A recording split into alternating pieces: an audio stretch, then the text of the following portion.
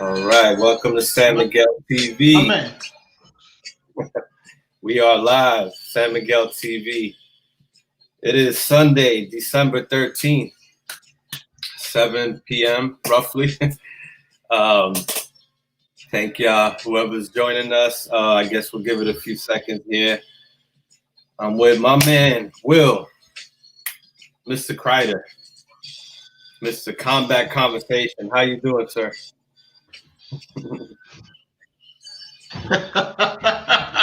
What's good with you, bro? What's happening? This has been a long time in the making, man. We should have been did this for real.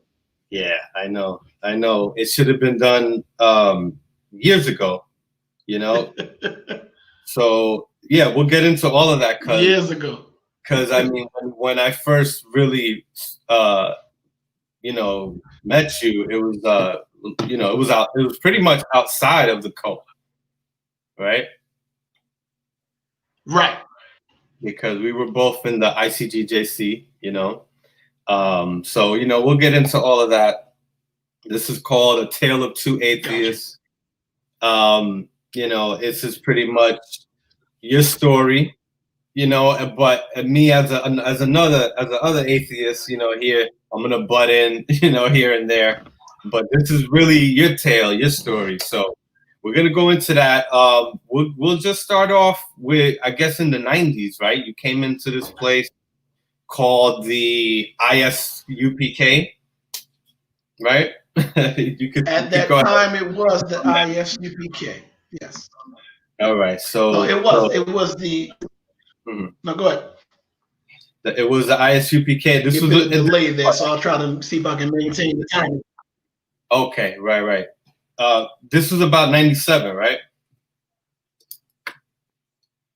Yes, it was 97. A little bit before of the time frame to when they have their Passover around March, April, because I remember that being my first one. As the picture you put there on the pen, that was the young me, right. Just initially being introduced to what you said or described as the ISUPK, which was called the Israeli School of Universal Practical Knowledge. A few friends of mine that I grew up with, a few of whom are still inside of the cult now, introduced me to the church. Let's see, where do I start? At the time, there was a gentleman by the name of Willie Lee. He went by the Hebrew name of Hamaquah. Sorry to cut you off. And which city was this, by the way? In Baltimore, here in Baltimore. Okay, you could go ahead. I'm still in Baltimore. I live about 20 minutes outside the city. Okay, gotcha. Right. Okay. Right. So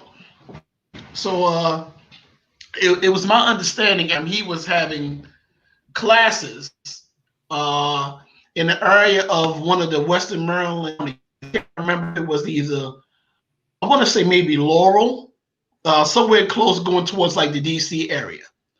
And he was having classes like at his crib. And some of the guys that I grew up with were attending the classes there at his crib. So for, I guess, throughout the disposition of time, more people started to come. So they needed more space, obviously. So they left his crib and moved to a spot in downtown Baltimore on a street near within the heart of the downtown area called Park Avenue. It was 234 Avenue to be exact. And that's when I was introduced to the cult. Me, another friend of mine named Curtis at the time, whose Hebrew name was Hamagun, another by the name of Raymond, whose Hebrew name was Rakav. These are all guys that I grew up with in the neighborhood. One by the name of Amin, what was his Hebrew name? Lawakam or something like that. We all were supposed, they introduced me and Amin to the cult. And I remember on Thursday, Friday, and Saturday evening. I was supposed to go that Thursday evening. I did not, and our other friend Amin did. I wound up going with him back that Friday, and I had just been attending ever since. And that's how I got introduced to the cult. Gotcha. Okay, that's a good little introduction there. And this was around what year? That was in '97. That was in '97. Around, I want to say maybe around the March, April time frame. Okay, man. Okay, so and then what year did you leave? Just so we could see how many years you were in there.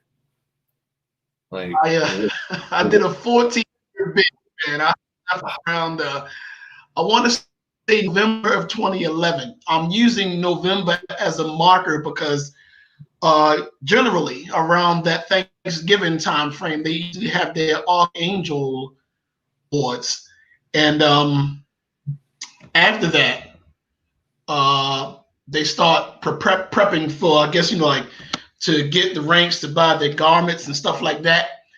And I remember it was a meeting I was supposed to go to where they were getting ready to shake us down for some more bread to get out.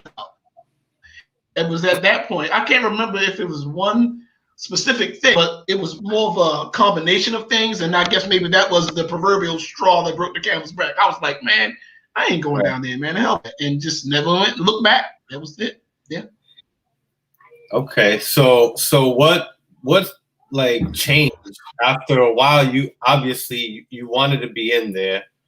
You were in there for 14 years. That was a decision you made.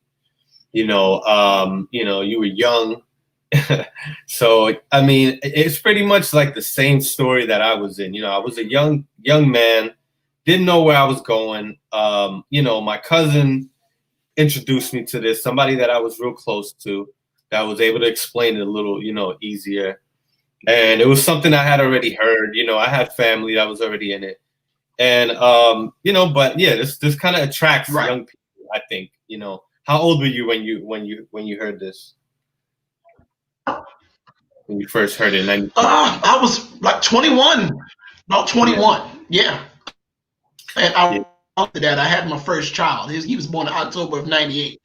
That's how I remember that. That's it used to kind of gut gauge it as a marker. But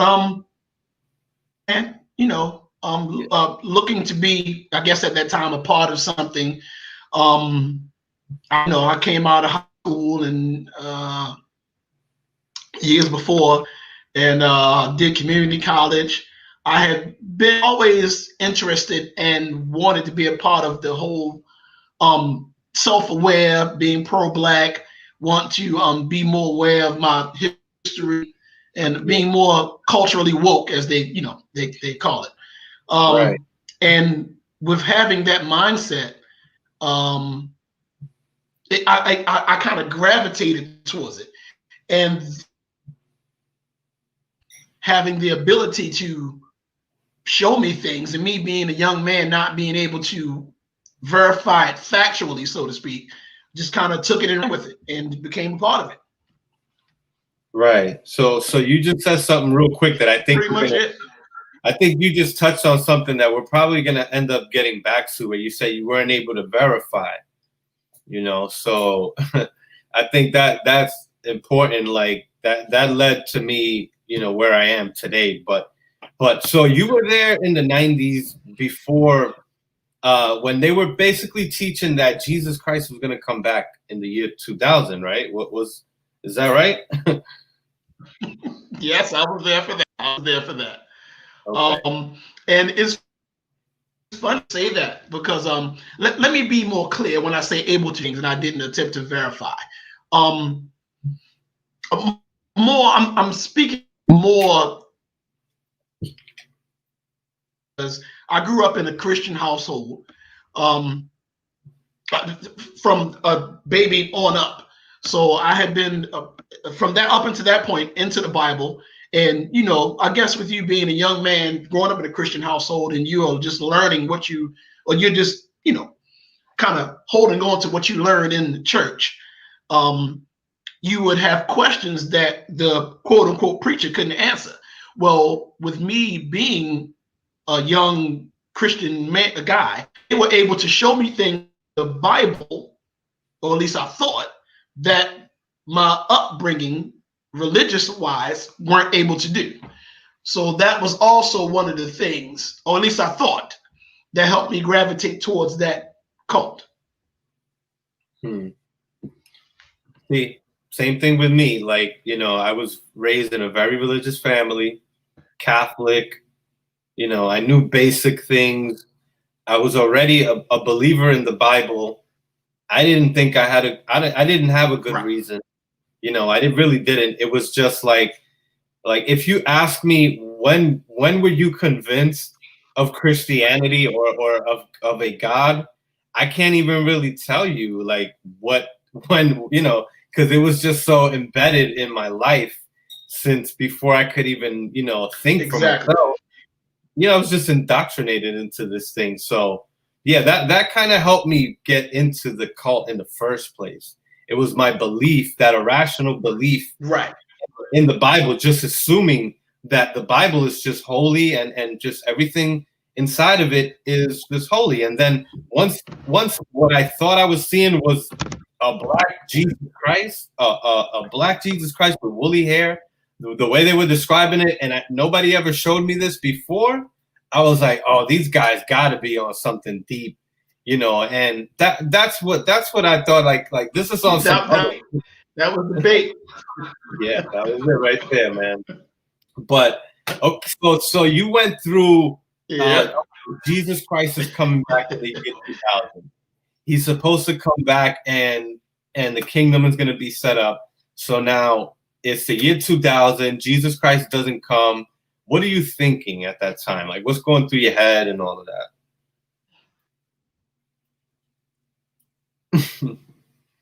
Well, as the typical believer would, for someone that's quote unquote on the juice, you know, you see these things and you kind of put it to the back burner, and you begin to make excuse and try your best to logically come up with. You try as to why these things don't. And of course, if you want to ask questions, but there also was a notion that if you ask these questions, that you're going to get leaned on or screamed on, or you'll be an outcast, or why are you questioning God, or so you see these things, and the rational, logical mind would say, hold up, this is supposed to happen, and it didn't. Something ain't right. But a person who's been indoctrinated, as I was, with that cult mentality, will see it and just keep rolling with it. Right. Yeah, I think that's like confirmation bias, right? Absolutely. Much. You reinterpret new evidence to still confirm what you believe, pretty much. So I think they started teaching that Jesus Christ did come back, but he came back in spirit. So that's another thing that I realized that cults do, even though I wasn't there, because I came in after that whole year 2000 thing. I still know that that's called spiritualization, when they spiritualize the breakdown, so they could play with you now. They play with the breakdown. It's like, so they could still make it seem as if it still came true, but now you can't even verify if it came true because, it's a spiritual breakdown. Exactly. Like, you're going into the spirit world now. It's an unfalsifiable claim. It's all of that. It's like you're left. Exactly.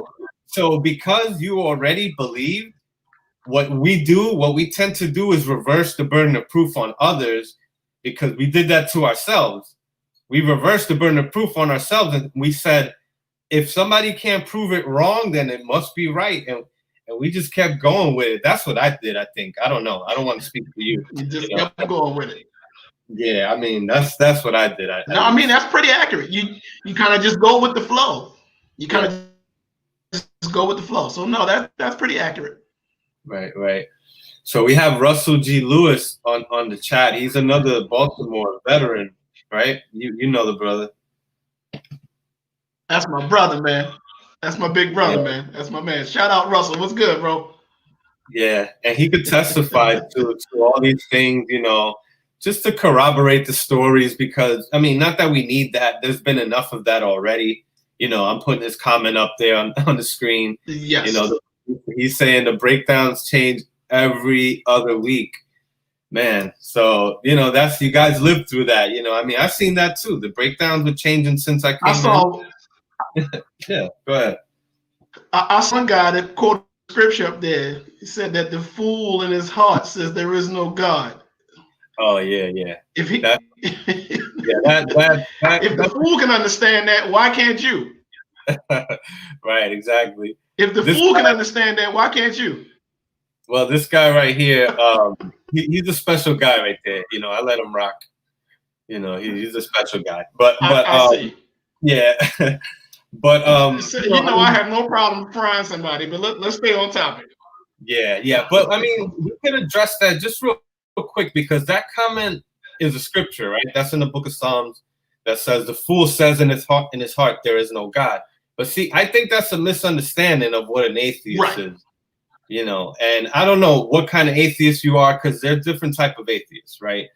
So I'm the type where I say that I'm not convinced, because since the believers are already convinced, you know, they don't have a reason. As far as I remember, I never had a reason for when I was convinced that the Bible was the word of God. I was indoctrinated with that. So I like to ask that question. What convinced you? Because it always catches them off balance. Because I know once I started asking myself, like, why, you know, asking for a good reason, that's when I was like, okay, I don't have a good reason. So we're not saying that in our heart, we're not saying that we know that, at least me, I'm not saying I know that there is no God. I'm saying that you can't convince anybody that there is a God. You can't convince anybody that there's one or two or three or any of that. And depending on which God you're talking about, right? Like if you're talking about the Christian God, I think I can at least go in the Bible and show a contradiction that shows that maybe your God doesn't exist. Because, you know, it's like you're trying to tell me that a married bachelor exists. It's like it's a contradiction. You're either married or you're a bachelor. Either God hates, or, you know, there's so many contradictions that I can tear that Christian God apart in so many ways. But people have gotten more tricky, you know, and more elusive with their belief in God, and they get around it by saying, no, I still believe in a God, but you know, I don't believe in the Christian God. So now it's like that type of God is like, you can't really disprove it, but you can't prove it either. So, you know, just to deal with that whole people that atheists that say that there is no God, I'm not the type of atheist that tries to say, though, I know there is no God, because I mean, you know, there's so many claims of different gods. I don't know. What do you think about that, real quick, just off topic? Well, I mean, no, that's kind of his own topic, but I just always say to someone that I'm not convinced. And especially for me, being someone who has been on both sides of the spectrum, it's your job as a believer to convince me. And that's usually my point. And I look at that and I consider history. And I mean, time and dispensation is where all gods go to die. Years ago, you had people who used to worship Odin and Poseidon and all that. And the same way that throughout time, people stopped worshiping them, the same thing will happen to the Christian God or to Allah or to Buddha. I'm not sure if that'll happen in our lifetime, but time and one thing for sure, after a certain period of time, eventually that'll happen. So I always tell a believer, it's your job to convince me that one, he exists, and two, that the one you are presenting to me is I'm not convinced. Right. Okay. Yeah, that's something that needs to be clarified, because I never really understood what an atheist was, and it's always has this bad name behind it, you know, that's attached with Satan worshiping and all of that stuff. And it's, you know, people have a completely misguided understanding of what an atheist is. And there are atheists that say that they know that there is no God, and there's atheists that say that they don't know, but you know, they're still not convinced, you know, and that's it. That's where I stand. So, you know, that's just yeah. You know what's funny? If you look up, you know, they actually have a Twitter that, you know, people are members of. And if you go to their website and look at their doctrine, the people who worship, quote unquote, Satan, they don't even believe in a literal Satan. You know what you call people who believe in a literal Satan? You call them Christians, you call them Muslims, you call them Hebrew Israelites. They don't even believe in a literal Satan. The man irony in that. That's true, right? That's right. It's all like symbolic and stuff. It's and that's what I think it really is. Like that's what I think we can get from the Bible. There's a lot of symbolism that, you know, was like just easy. It was like our first attempt at philosophy, and you know, it deserves that much credit. I saw Christopher Hitchens saying that. He was like, at least give the Bible credit for being the first attempt at, you know, astronomy, the first attempt at just everything pretty much, you know, and it was a good record that was kept by the Jews, and then later on, you know, the Catholics and the Christians, you know, they turned it into something else, and it is what it is now. But I think it's just right. People just find it rather odd that you know, you have this doctrine like the Black Hebrew Israelite, you know, like, you know, it's a strange doctrine. So just to hear your perspective and how you came in and what attracted you is always interesting, because everybody had their own thing, you know. So but so we got past that. That's cool. That's how you came in. You got through the year 2000. You got through the false prophecy. It was a disconfirmed prophecy, pretty much. Disconfirmed expectancy. So you guys were expecting something that it was disconfirmed, and it got changed rather and spiritualized into another breakdown. So you're like, all right, well, I guess I'll just go with it, right? But that still had to probably do something to you that down the line, you know. But you know, so what rank did you hold? Like, what was the highest rank that you held as a you know, a member of the ICGKC?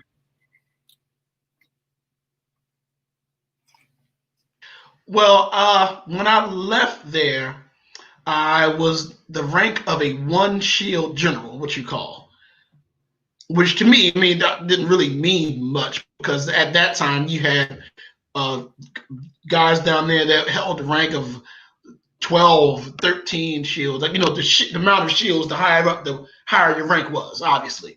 And then you had the bishops and high priests and stuff like that. So, you know, being a quote unquote general really hold much, in my opinion, hold much weight. So, right. Yeah, so you were a little bit of a higher rank than I was, at least. Not that it meant anything, anyways, but whatever.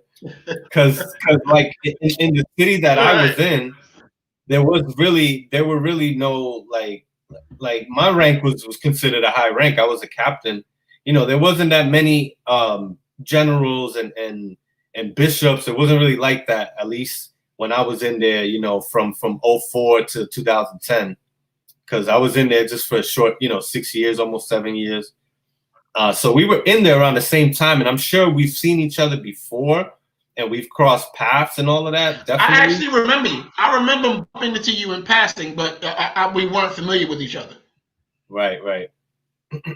So in 2011, well, before 2011, you told me a story, man, because when you're in there in the ranks, like you said, you're a general. I'm sure you had to be on, you know, over other men.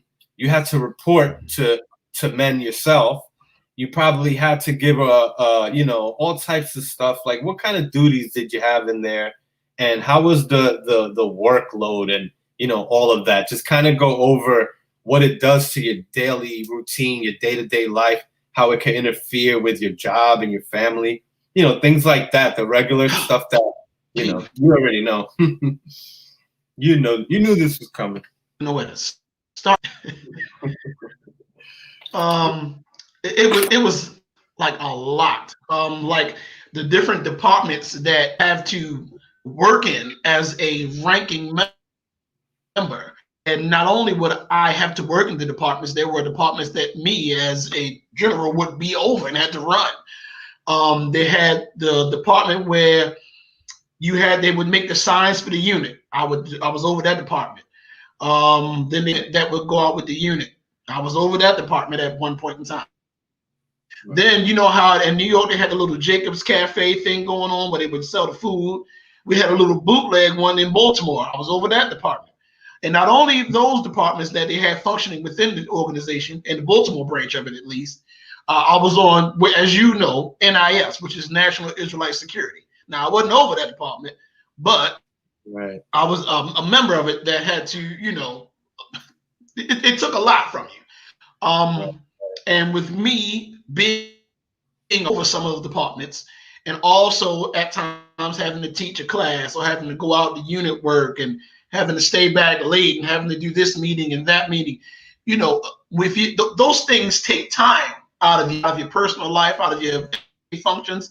So with me devoting the time that the church required for those things to get done, obviously it'll take away from whatever time you had with your family or your own time to do this or go to work or doctor's appointments or whatever the case may be, whatever your specifics are. Right.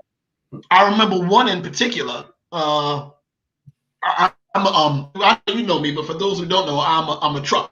I drive A-class CDL, commercial drivers now. I've been an A-class trucker, which is the big rigs, for almost 3 years now. But I started out with a B-class, which is the smaller trucks and buses. I used to drive the transit bus here in Baltimore. Just thinking about all the time you would devote to that place with the NIS, a lot of times we were, and I see Russell. Russell was on the same NIS team with me, so he's aware of this story. Just devoting long hours and nights there. You wouldn't get sleep. And unfortunately for me, with my career choice, I have a career that requires you to get an ample amount of sleep. Your life depends on it. Right. I remember driving the bus to an area here in Baltimore called White Marsh. I was driving the number 35 bus. In that area, you have a hospital called Franklin Square Hospital. There's when you make the right to near the end of the line, going towards White Marsh area. You have the hospital on the right. There's an apartment complex. I'm sorry, the hospital on the left, and the apartment complex. I can't remember the name of the apartment complex, but I remember it because whoever was on the bus, you drive the same route for a while, always got off at that stop.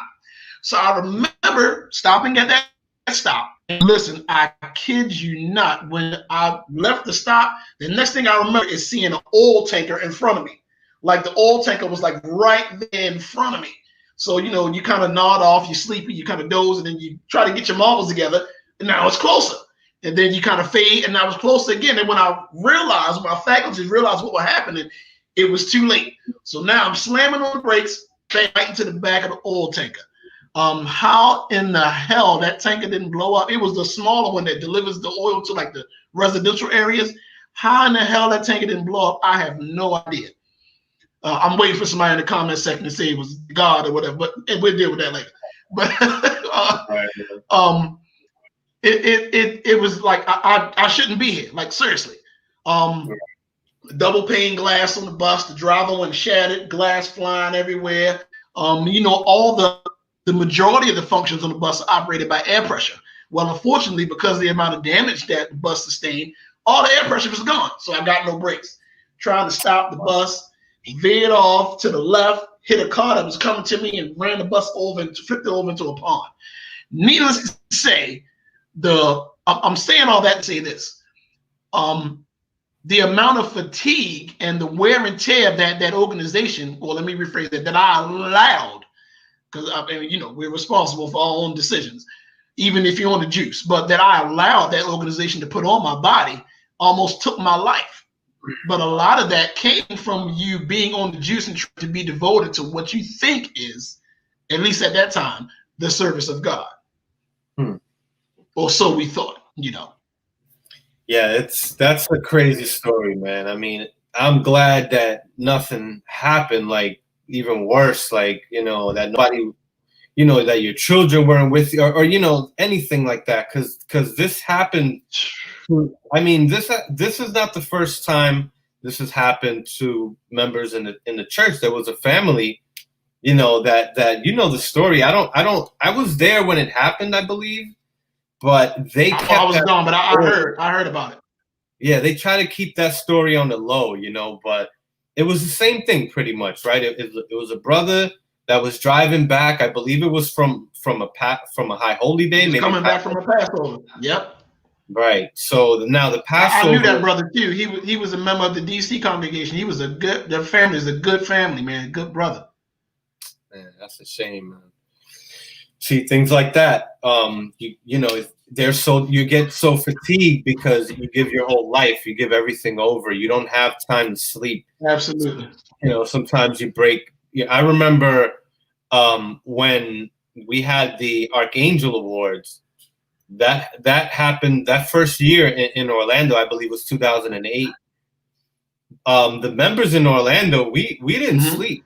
Man. We weren't sleeping. We probably got like 2 or 3 hours of sleep, and we couldn't even leave the premises, because we had rented out this all these villas down by Universal Studios, over there, and these villas, man. I mean, everybody had rooms, and we just weren't really given like direct orders. We never knew what time we had to come back, if we could leave.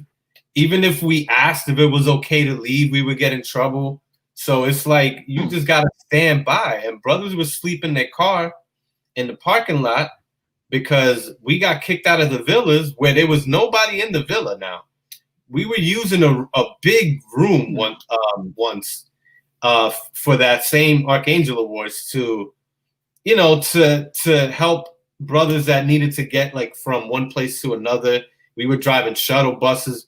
I was getting the schedule together for the shuttle buses to make sure we have enough drivers, because we had 2 buses, and I was taking and just setting up the schedule to take brothers from the villas to the outlets, or to a supermarket, to Walmart, so they could come back with the villas. And so, we doing all of this. We getting shouted on because we might make a few minor mistakes, or we weren't supposed to be doing that from the villa.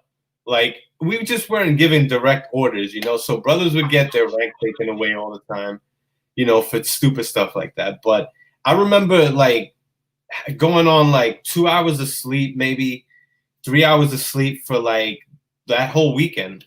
Like, then that was the norm. That was the norm. It was crazy. So I couldn't drive. Like, I would drive.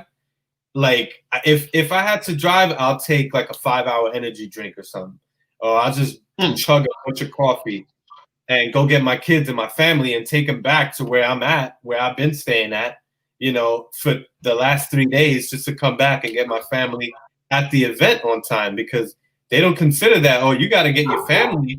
Not only do you work for the cult, now you got to get you got a whole family you got to worry about. So it's a whole, so this is like, everybody dealt with this from, that family that I was just mentioning.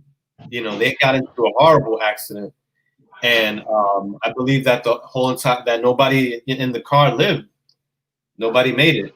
So, I mean, that's just a really sad story. But so that's crazy. That that's a crazy story, man. You could have really, like, I mean, it's good that you're here, bro, because I mean, this place would take your life, would divide your family. Now imagine having to explain it to my kids, their mother. You know what I mean? So, man, just craziness.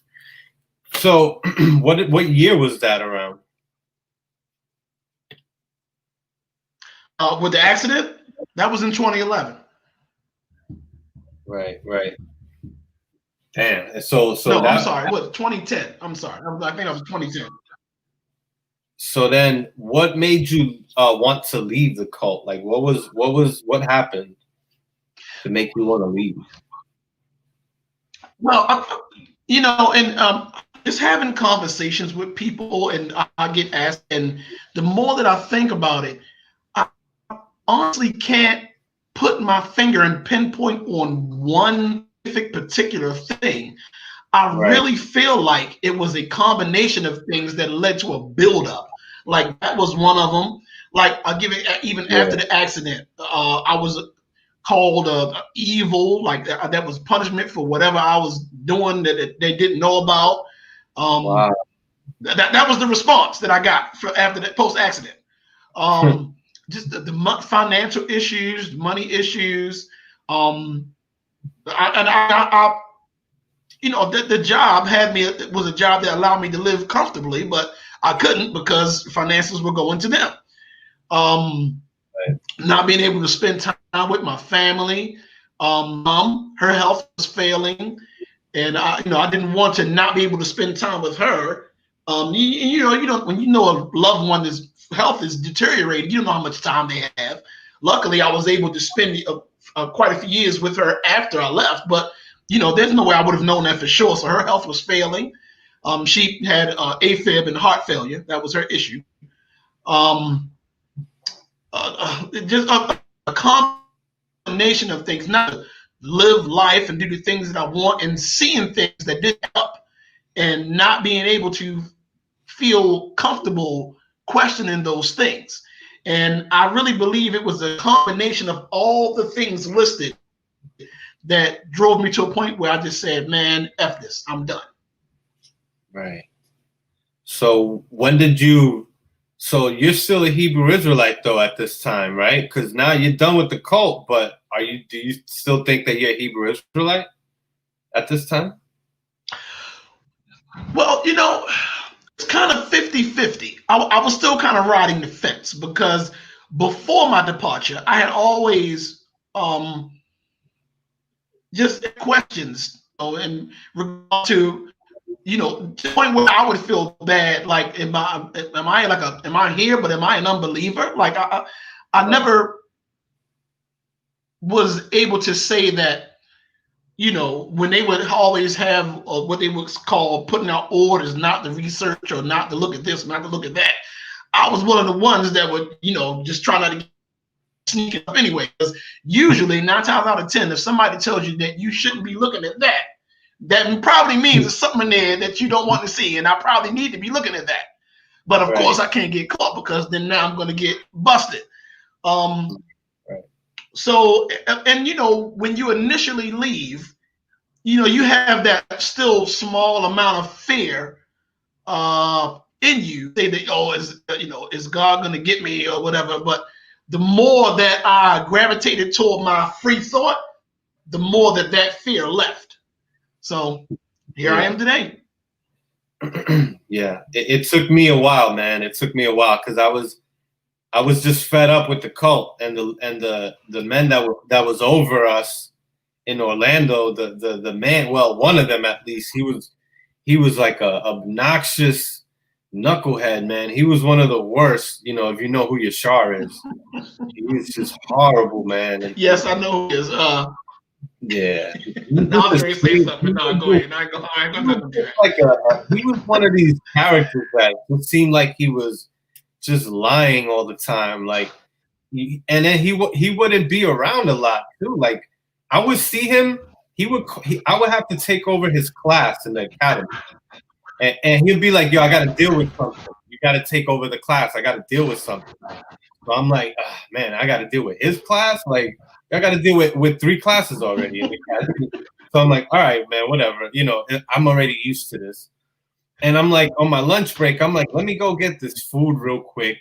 I get caught in traffic. I'm with another brother who erased this from his memory. He can't even remember that this happened for whatever reason. And I'm sitting in traffic, yo. I literally see Yashar walking into the street in traffic and gets into this car with this damn crackhead looking woman with like crazy hair and rundown car, and I'm sitting there and I look at the brother and I'm like, and he looks at me and we just like whatever, like we didn't even see it, right? We can't say nothing, and we ended up we didn't even get our food. Like I forgot what happened. We didn't even eat that day because there was so much traffic and we were gonna be late. We had to turn around and then spend the rest of the day on an empty stomach. I think we ate some damn bread or something that a brother gave us. And just like it was just constantly just him calling saying he can't come around and this and that. And that's the problem too, because now within the scam, you have a big scam now. Within that, now you got little scammers, you know, like Yashar, that are struggling to get by and that naturally become just this type of like a hustler, you know, just always fronting and lying. And I seen this happen to brothers. I started becoming like that. And I'm like, this ain't my character, man. Like, I can't be this type of person that's like, you know, Right. I couldn't do it, bro. Like after a while, I started looking at the older heads and I'm like, this is not what I want to be like, you know, like I completely got the wrong idea. Once I started realizing like, what the hell did I get myself into? I still believed I was a Hebrew Israelite though. And it wasn't up until like 3 years later, I was like, oh, I'm definitely, I debunked and I disconfirmed the 10 tribes breakdown. I went into 2nd Ezra chapter 13 with no fear. And I was like, I'm going to read this for what it is. And I'm not going to hear that voice from the ICGJC in my head. I'm going to just read it for what it is. And I'm reading it. And I was like, this is not talking about the Native Americans. You know, I put that together.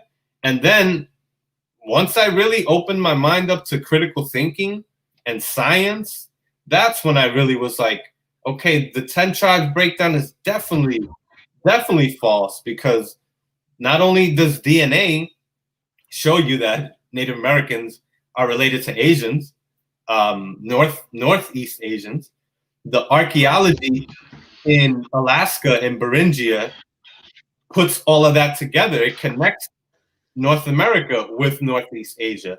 So once I realized that Native Americans are actually Asian, I was like, this whole chart is completely wrong. And at that moment, I was no longer a Hebrew Israelite, but I was still a believer in the Bible somewhat. And that didn't last long, though. That was like a 2-month process. And I was like, oh, snap, I'm an atheist, you know, I'm an agnostic. You know, I was still trying to figure out what agnostic and all that, but I knew I didn't believe in God. I'm like, I'm not convinced. So what was that transition for you? What was that like? I would like to believe it had already begun pre-exit. And I guess with me already having that mindset or trying to have that open mind after coming out, made the transition a lot easier, even with that little bit of fear that might have remained. I think become more acquainted and get more comfortable being around family and friends and have that support system, and a lot of them being happy that I'm outside of the cult, because they can see, with them being on the outside looking in, the difference in me that the cult had, you know, that me being in the cult had made take place. So that, you know, and another huge factor for my transition and me getting out of there was my children as well, man. There's just so much bigotry and hate that's taught in there, man. And seeing how my kids, just as young, natural human beings, act with other human beings, man, it made a switch just flick inside my head, just watching and observing them. And it's just one of those instances where you think to yourself, damn, if my children get it, why don't I? You know, and that's just, I'm using that as an example of one of the things that helped aid me in the transition. So, yeah, my children also definitely played a part. You know, my oldest daughter, She definitely, I mean, once I started seeing her getting up in age, and I started seeing the women and how they, you know, they were depressed, man. The women above all. I mean, definitely the men were pushed. We were pushed beyond our limits and all of that. But then on top of that, now Constantly. we leave, yeah, but we leave these women in the home with, you know, all these children because, you know, you can't use contraceptives, you can't be on birth control. So you know, we are constantly having children in there. So that now it makes it even harder because we're not around to to help out. Now the women have to deal with all of that.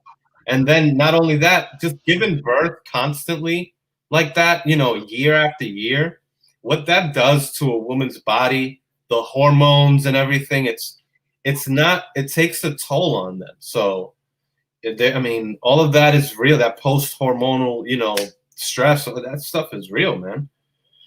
You know, the amount of misogyny and corrective rape and hate that you see is beyond me. Like, I mean, just the things that you see, and because of the mentality of the culture, you just ignore. And then once you have that open mind and you're on the outside looking in, and you think back, like, damn, that's what was going on, and you get to see things through a clearer glass, so to speak. Right, and you think back of some of the things you saw, and you just kind of turn a blind eye to. It almost makes you feel to an extent. Yo, it was good. We got Jimmy Jordan in the chat. We got a few atheists in here, and we got a few believers. You know, I get a good mix, but this is Russell G. Lewis.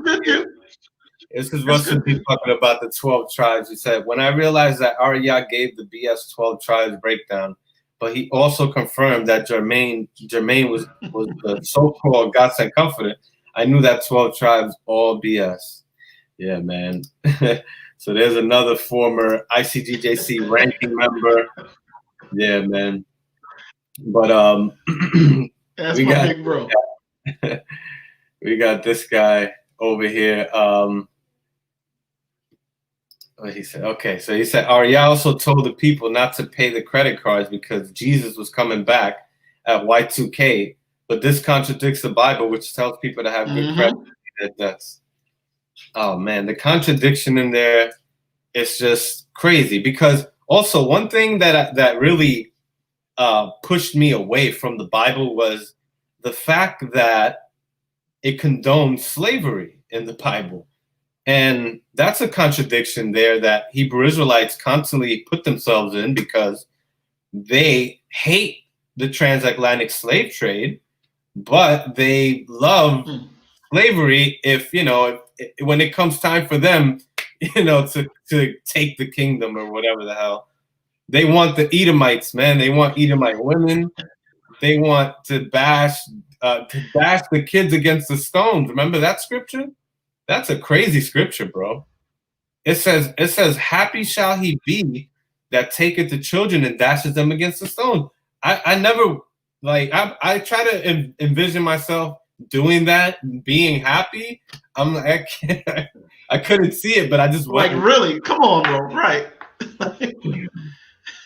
But you know, we have a believer here that, you know, he's saying I look like a conquistador. Hey man, I'm sure I have all types of blood in me, but no, this is the guy right here that we got into it when I went with slavery, and I, you know, like, are you mad about slavery? Are you upset, or do you hate slavery? Do you love it? They only hate it when it happens to them, but it's like your Bible was used by Southerners to pretty much keep the slaves. They said that's their God-given right. Now we fought a civil war over this, you know, and what were they saying in the South was, well, this is my God-given. They were using the Bible to keep Black people enslaved. So that was a big red flag for me, and I was like, man, if there was a God and he knew that people were doing this, he's not just going to go along with it and just say, well, they got to do it anyway, so let me just create laws. Wouldn't he say, well, no, let's stop owning people as property if this is something really wrong. So that's always something that tripped me up. It's like, this is a double standard here, clearly. So I don't know. That's just me. What do you think? But you don't think, like, for 1 second, like, for example, in regards to interpretation, they use that scripture because that's how they wanted to, I guess, twist and turn that interpretation to use that scripture for their advantage in regards to I'm whatever at that time. Yeah. The same way that the Black Hebrew Israelite movement can use that scripture, interpret it their way, to use that for their advantage, to use that in regards to enslaving the Edomites or the white man.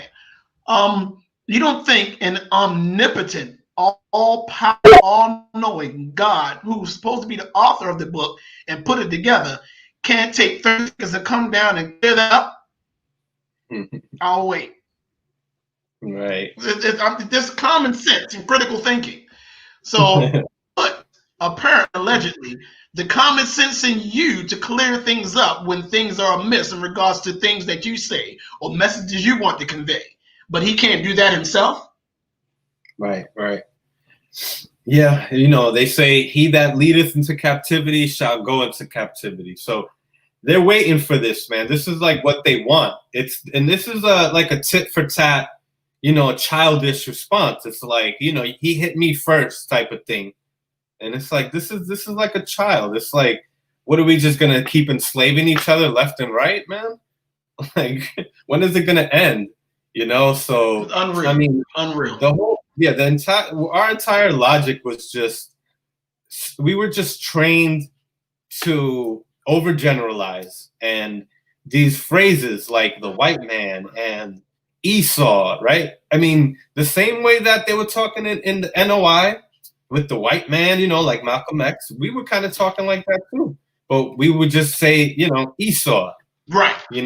And look at how we phrased that. Look at how we used to phrase that, at least, and how they still do is they overgeneralize all white people and just call them the white man, just one person. And it's like, now they have an image of all white people is just represented by one person. Same thing with Esau. They use that man Esau and they say this represents all white people. But it makes no sense when you look at the doctrine also with the seed. No. The father's seed doctrine is crazy because technically Jacob and Esau are from the same seed. They've come from the same father, but somehow this becomes two different nations in the woman's womb. And then, it's like, this is not science. This is clearly mythology. And, like, we have to know how to filter the good, with the bad, and take out the bad and see what could corroborate with history, because the Bible does have history, and we can look at certain things and say, okay, this seems reasonable. But when we start talking about, a whale swallowing a man, for all the things like that, all that supernatural stuff is like, that's when you start now making, claims that are extraordinary. These are not just normal claims. Like you're saying, that Alexander was the king for 12 years when he really was for 15. That's not that big. But now you're saying something like the whole earth was covered in water for 40 days. And all these animals were on a boat, like all these different stories. I looked at all of that and I said, these are crazy claims. I don't have any way of proving it myself. So I'm not convinced. So I think that I'm an atheist. That's how I came to the conclusion. I don't know. That's me, bro. I don't know. You could tell your own story though. And I know this will ruffle some feathers. I mean, I don't really care, but it all boils down to education or a lack thereof. And take sex, for instance, and you made mention of that earlier. A person's inability to grasp science is in no way, shape, or form a valid argument against it. Just because you don't understand it doesn't mean it's incorrect. Take DNA, for example. You were just talking about DNA and the whole lineage. It debunks the 12 tribe sign. It debunks the Shem, Ham, Japheth theory. It debunks their whole lineage thing that a lot of Black Hebrew Israelite culture bases their doctrine on. Right. An example. You got a lion, a tiger, and a house cat. All three of those animals, they have about 95% of the same DNA. That's what we call part of the feline family, right? That's a fact. That's a proven scientific fact. Right. So now thinking about science and evolution, when we're dealing with lineages and things, humans and chimps have about 98% of the same DNA. But that fact is one of the most widely disputed facts in the religious community. If I made a sandwich and put 98% doo-doo in it and 2% turkey, you're not going to eat that damn sandwich. That's common sense. But these people, when you have these scientific facts, because the fact they're cognitive dissonance, don't to acknowledge the facts because the facts goes against their core beliefs that they hold, it doesn't make any sense. But it's not a valid argument against it at all. Right.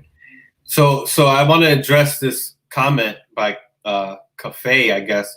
He says, you do realize these stories are said by analogy and metaphor, don't you? I mean, there are scriptures that say, I think it's in Galatians, that say that these things serve as an allegory, but the scriptures aren't clear. Allegory, correct. Yeah, but there's other things in the Bible that are like, okay, like the story of Sennacherib and the conquest of Judah and the 10 tribes in Israel. Like that is a story that is actually corroborated by other pieces of evidence. So that's not an allegory. You know, that's not an analogy. That's literally history, you know. But then they add, in the story, they add that angels came out of nowhere and killed a bunch of Assyrians, like 200,000 Assyrians, and they fled and went back to Assyria. That's not in the story, in the history, in Sennacherib's prism. You know, they found this prism with that entire story, pretty much, and it corroborates 2 Kings chapter 20, or 2 Kings chapter 20, I believe, or chapter 19.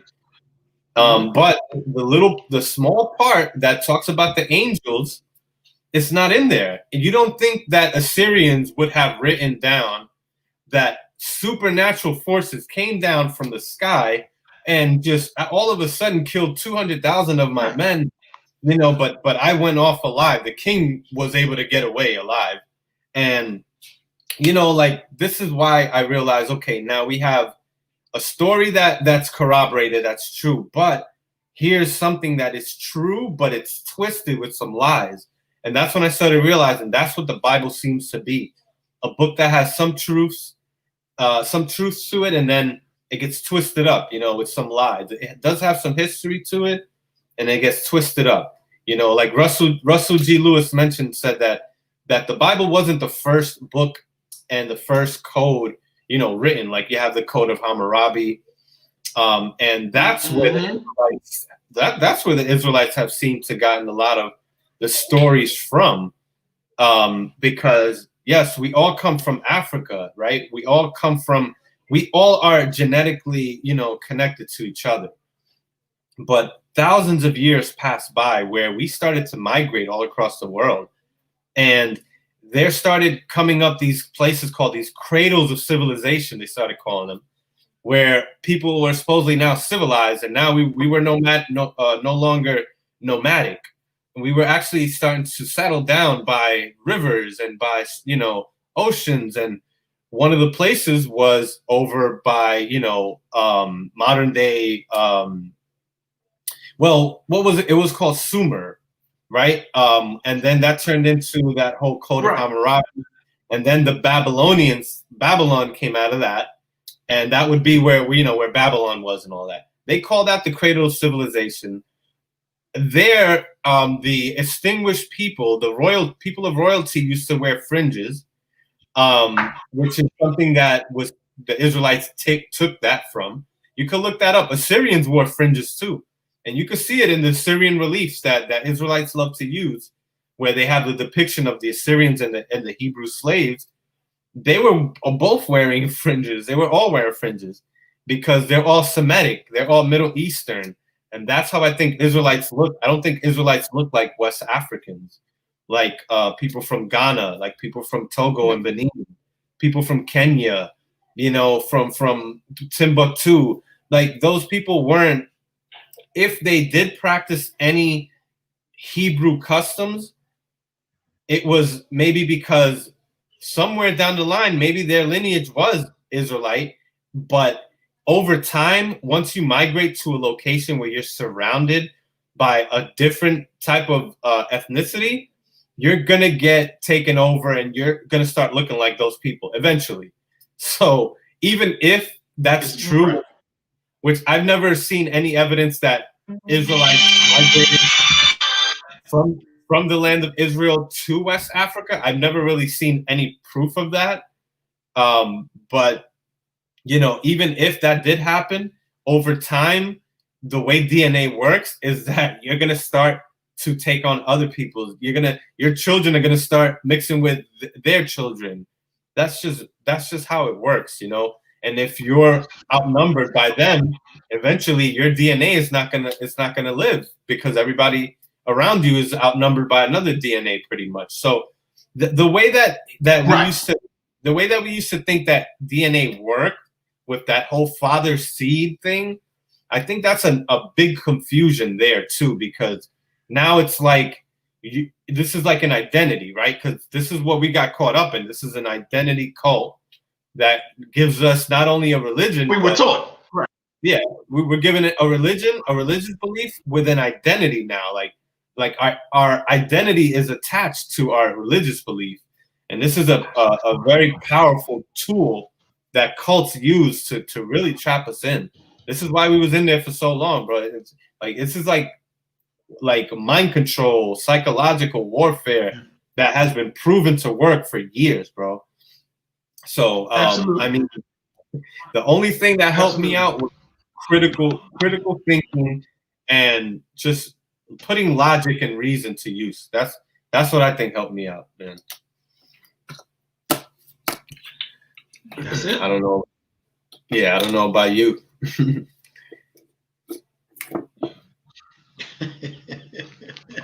But I mean, that's pretty much the same thought pattern, man. Just I think back to, you know, all the points, I guess, within the journey of getting from then to where I am now, of all the things that led me to be what would be considered a free thinker. Again, you remember I mentioned earlier I was raised in a Christian household. right. My grandmother here in Baltimore was a part of a huge AME church congregation. Left there, my parents split off from that church. Went to a Lutheran church. That was all during my youth. Up until I started school. After elementary school, I went to a Catholic school here in Baltimore called St. Cashapp. Left there, went to high school in East Baltimore. During that time, I started to get more familiar with Islam. So I'm saying all that to say that I've worn a lot of hats, so to speak. And even before I became a part of that Black Hebrew Israelite cult, all the quote unquote hats I wore, I think me part of those different religions or cultures or denominations, and even within the cult, actually might have helped bring me to the point of me being the free thinker that I am now, because it allows me to see when something is bullshit, or allows me to see when something is wrong or something that doesn't add up, which flips that critical thinking switch. Right. Yeah, I mean, I see how my family is with religion, and I realized that the issue was deeper than just me being tricked by some slick talking dude from Harlem or whatever. It was deeper than that. It was more like we were already conditioned to kind of think this certain way, to just assume that, of course, the Bible is true, and just assume that, you know, of course, there's a God out there. Like these things are just, we don't question them, and it's almost like a fear that's put out there when you do question it. So it's liberating. It was really liberating to think freely and come to those conclusions without having to be pushed and be put into this like fear of, oh, if you don't believe, you're gonna regret it later, type of thing. And it's like, man, this is all fear. It sounds like all fear tactics just to get you to go a certain direction, So it was easy. Like you said, like being in that cult, Tazadakia, it was like, that was a wake-up call for me. I was like, this ain't never gonna happen to me again. So, how can I learn these tricks? And it was easy for me to, study old cults. Like I looked up Margaret Singer, and I started listening to what she was saying. And just as like I saw that video you posted, yeah. Oh man, I mean, the first 5 minutes of her talking, I'm like, wow, like this is exactly like everything that she mentioned, from changing our names to the Hebrew names, from the dress code, the uniform, from the time consumption, from the dividing you from the world, segregation, isolating you, all of that. We experienced all of that, and it was like, we have those tools. We have the experience. Experience is a great tool. So it sucks that we had to go through it, but now that we went through it, it's like we pretty much understand it. And I'm highly skeptical of anybody trying to tell me that they know that there's a God, even if they're deceived, and I'm still skeptical. Like, what is this person? Why is this person trying to prove to me that they know God and that they know that there's a God? And you never get a good answer. It's always, an argument from ignorance. Well, how else did we get here? They'll say, then explain how the sun got here. And they put you in a position where you have to, and if you can't explain it, well, by default, does that mean that we just should have to believe in God? And they don't really understand that they put themselves in that predicament where it's like they reverse the burden of proof and they can't answer. They don't have any other answer. And it's like, well, this God explanation sounds good. I'm gonna go with that. It's ridiculous, man. I think it's a little silly, and I think it's like we get to a certain age. It's like you got to be honest with yourself. That's why I came to this conclusion that I'm an atheist at this point.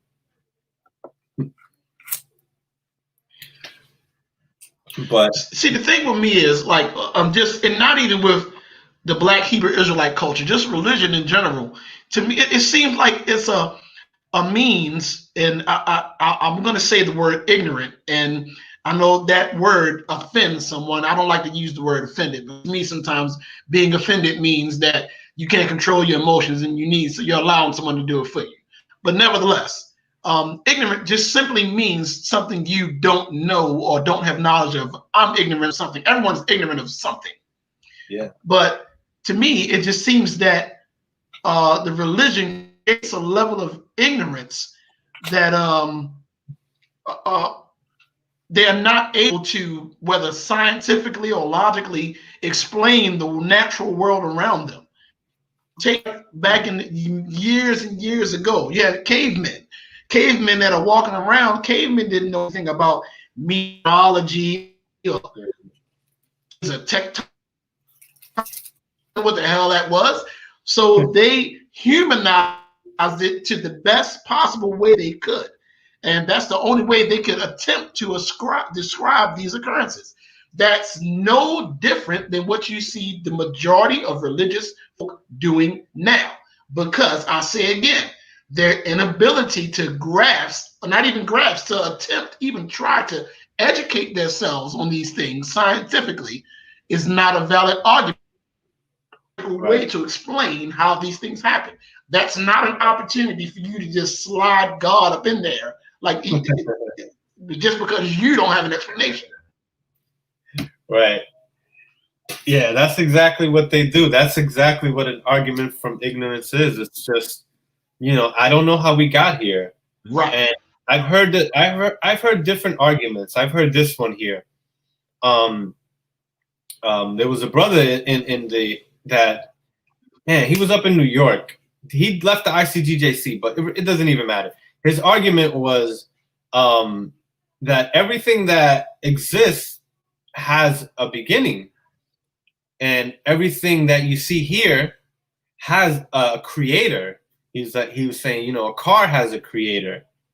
A computer has a creator. So obviously, the Earth and humans have to have a creator. So I think that this is called the argument from design. I believe it's called something like that.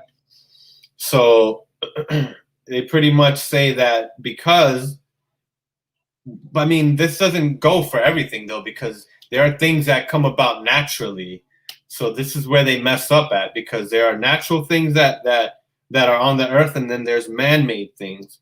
So comparing a car to the earth is just not equivalent. It's because so they make a lot of false equivalency. Yeah, that's a false equivalency to compare it. But then also, we have history, right? We have proof of people creating cars. We know that cars are created by people because there's evidence of that. We can, we have all types of evidence of that. We don't have another universe that we can compare to our universe to say, well, we know that this universe came about from a God, so maybe our universe also came about from a God. We don't have that to compare. We have many different cars. Okay. You know what I mean? Like, we have the history of the car and how it developed. First of all, cars, it took mad time and hundreds of years really for cars to become what it is today. This is like a process. So just comparing that, like, I've heard somebody say that, and it's like, no, that doesn't make sense. So first of all, you got that wrong. But if you want to go that far and grant him, okay, yes, I will grant you that everything has to have a creator. But then that means that your creator has to have a creator now. Why do you stop? Your logic needs to keep it consistent now. Your logic stops with, no, God doesn't need a creator, though. This is where that logic stops. But it's like, but that's your own logic that you're trying to use and conveniently stop when it doesn't make sense. When it doesn't make sense for them, and now stop. So now what modern day Christians have done is they've changed that argument to everything that exists or everything that was created has to have a beginning. But now they put themselves in the position of assuming that things were created, So, I mean, it's just so many issues with Christianity, and we're surrounded, we're in America, we're surrounded by Christians. Our language, certain things that we say just have like when you, like, the word creature, I find myself sometimes saying the word creature, not realizing that implies that there's a creator now. So even in our language, we have words, that everyday words that we use that have assumptions, of a God, So it's hard trying to, calling yourself an atheist and trying to explain to people what it is because people already have, that assumption. We say, we have God written in our language. When we get hurt, we say Jesus Christ or oh my God. And it's like all this talk that we have is why people are so, there's so many people that believe in God. They never sit back and think, why do I believe in God? I don't have a good reason. And once I challenged myself and I was like, let me actually put myself and my beliefs to the test. Do I have a good reason to believe in God? And I went through all those arguments. Okay, if everything doesn't require a beginning, because then that means that God requires a beginning, who created God. So I know that logic didn't work right away. You know, there's just so many arguments that I heard used over the years by Christians and philosophers, and it always starts with an assumption that a God exists. And I think that that's the problem with the Hebrew Israelites and all Bible believers and theists, pretty much. But as an atheist, it's just I don't even believe that titles should even exist, because we don't have titles for people that don't believe in Santa Claus. There's no a Santa Clausist or whatever. You know, like there really shouldn't even be. There really shouldn't even be a title for a person that doesn't believe. I can't think of anything else of a title for somebody that doesn't believe in something besides a person that doesn't believe in God. Right. It's just crazy. It's silly as hell. But, you know, I don't find many Hispanic atheists. I don't find many Black atheists. So I think we're like one of a kind, really? bro. People look at us like, well, they're out there. They're out there. But if you take a poll, I know a handful. It's not many. I know a handful. It's not many. Yeah, they're out there. They're out there for sure. But if you take a poll, I think they it's still like 70 to 80% of Black people in America believe in a God, something like that. So, or maybe I think it's even more than that. And Hispanics is almost the same. Is almost the same, pretty much. So, I mean, I'm curious about that. I was going to ask you, why do you think that is? That, you know, minorities just seem to be so entangled with religious beliefs. This is really like something that I just amazes me. You know, like I'm baffled by it, and I've heard different theories and you know, opinions about it, and I don't know. I'm still confused to this day, bro. What do you think? Why do you think it is? It's funny you asked that question. Because again, you know, I told you I read a lot. And a lot of works that I read a lot of psychology works. You know, me and you talk. I'm a Google Scholar a lot. And I really believe that a lot of that stems from the indoctrination within culture and community. It goes hand in hand. A lot of that from quote unquote big mama taking grandkids to church, and they've been indoctrinated from the youth up, and that upbringing stays. So they send their kids to church and their kids to church and the church. But a lot of that, and I harp on this a lot, education. That indoctrination alters their, I want to say that their rational way of thinking, or their critical thinking capabilities.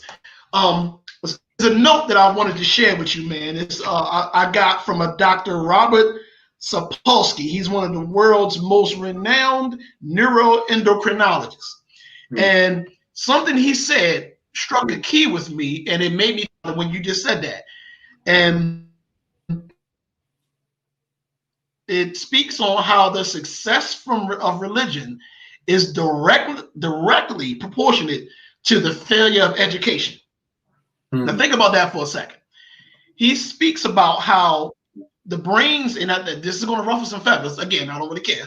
But the brains of most, it speaks about how his studies show that they haven't really matured fully because of the indoctrination has stunted that sort of. He went on to say that if someone has been indoctrinated since early childhood, religion has obstructed the normal development and functioning of the brain's frontal cortex. You know, the frontal cortex deals with the behavior, personality expression, decision-making, social behavior, stuff like that. So he said that results in impaired learning and a mentally deficient adult. That's what his study that he put together. So you got to think that if a child was withheld from that indoctrination until they get to what would be considered the age of reason, imagine how many free thinkers we would have. One, how many free thinkers we would have in the world right now, and two, how much lack of religious indoctrination we would have right now. Right. Right. I want to address a comment here that's I thought I put it up already, but I thought it's very telling of why a lot of us are probably religious, and it's coming by Hammer, because poor people need God. So he's saying it himself, man. It's like, you know, people that are poor, like you said, it's like you're gonna be uneducated, and it's not a coincidence that you go through America and go through a lot of these poor neighborhoods, whether it's black or white, and the most uneducated people tend to be the most religious people. I mean, that's a fact, bro. Almost every time. I live almost in Florida. Every time. Bro, I live in Florida, and I lived pretty close to a town that's I don't live there anymore, but I lived in this town that's very conservative. And there's churches everywhere. And this is like one of those towns that you see in movies where you see, like, you know, a big farm, and it's like that. It was like literally I was in one of these rural towns that was off, like, far away from the city. And yeah, most of the people there, like, their hangout spots will be churches, the main place of congregating. Mm-hmm. You know, there'll be no university. You won't see a library, but there'll be a church in the town where you can get together, and this is where everybody gets together and chills, you know. And then the young kids, they get together somewhere else, you know, probably like one of those fast food joints. But, you know, it's one of those towns that don't really have a lot going for it. You know, they have a university, but it's really far away. Mm-hmm. You know, so yeah, that's a lot. Education is really tied into religious beliefs. But here's another comment, which is a false comment made by A. Hammer, that says blacks and Asians tend to be very spiritual, while whites tend to be clones. Now, you know, white people, that's another guy. Is he trolling? He has to be trolling. He's a Hebrew trolling right now. He's got to be a Hebrew Israelite, because I mean, Asians, Japanese people are some of the most non-religious people in the whole world. So this guy doesn't really know. He doesn't really know about, you know, geography and what's going on around he doesn't know what's going on around the world, pretty much religiously. Asians, Japanese people are not religious at all. Yeah, it's really education, man, really. But, you know, I mean, these are people that they despise education. You see, college is Babylon's indoctrination, he says now. You know, you can go to college, you can go to your school. If you ain't got Jesus, you're an educated fool. Washington Phillips. Yeah, some religious nut. He got bars now, right? Yeah. But yeah, I mean, it's a shame, man. It's just a shame, you know, what religion does to people. And yeah, I mean, they despise education. They despise success. They equivocate riches, being rich, with evil. You know, do you realize that? Like, I noticed that with a lot of these Black Hebrew Israelite groups, mainly, because I'm more familiar with that. But I'm familiar with some of the other, you know, Black nationalist groups that are out there. The Black Moors, the Black conscious community be on the same tip too. I mean, you know, it's mostly Black Hebrew Israelites though. They'll equate riches, being rich, with being evil somehow. Just because you have money, that means that you're like snobby, or you just, you know, like you've turned to Satan, you sold out. I never understood that. Like, where the hell does that come from? Well, that's, you know, they associate the poverty of the Negro man, Latino man, Hispanic man, woman. They associate the poverty with punishment, but for God's children being hard-headed. That's part of the link they use to associate the minorities with being God's children. They're going through these curses, and God said his children would go through these. Hence, since we're the one curse. We must be God's children. So since God is punishing, we got to endure the punishment so we can get right with God. It's all part of the grand scheme of their quote unquote indoctrination. Right. Yeah, man, it's crazy. Meanwhile, the leaders are, they have all the money. They're the ones taking all the money. And the members are in poverty. Riding around in Ferraris and Maseratis and man, listen. Yeah. Complete disrespect right in front of the members' face. Absolutely. Yeah. I mean, yeah, so I mean this happens everywhere though. This is like religion seems to be a real easy tool at this point for some of the smarter people, because I think maybe Tazadakia was I mean, I really don't know at this point. I started thinking this guy talks like an atheist sometimes. Certain things that he would say, I'm like, was he an atheist or maybe certain things he would say? Yeah, certain things. I don't know, man, because he could have really believed his lies too. Like the dude seemed like he was really off his rocker or something. I don't know. You tell a lie enough and you start believing your own lies, man. I don't know. Yeah. I think that's what happened. I really think that's what happened with him. He started believing it because, I mean, I don't know. It's just just a crazy story. I mean, just to get back to the ICGJC.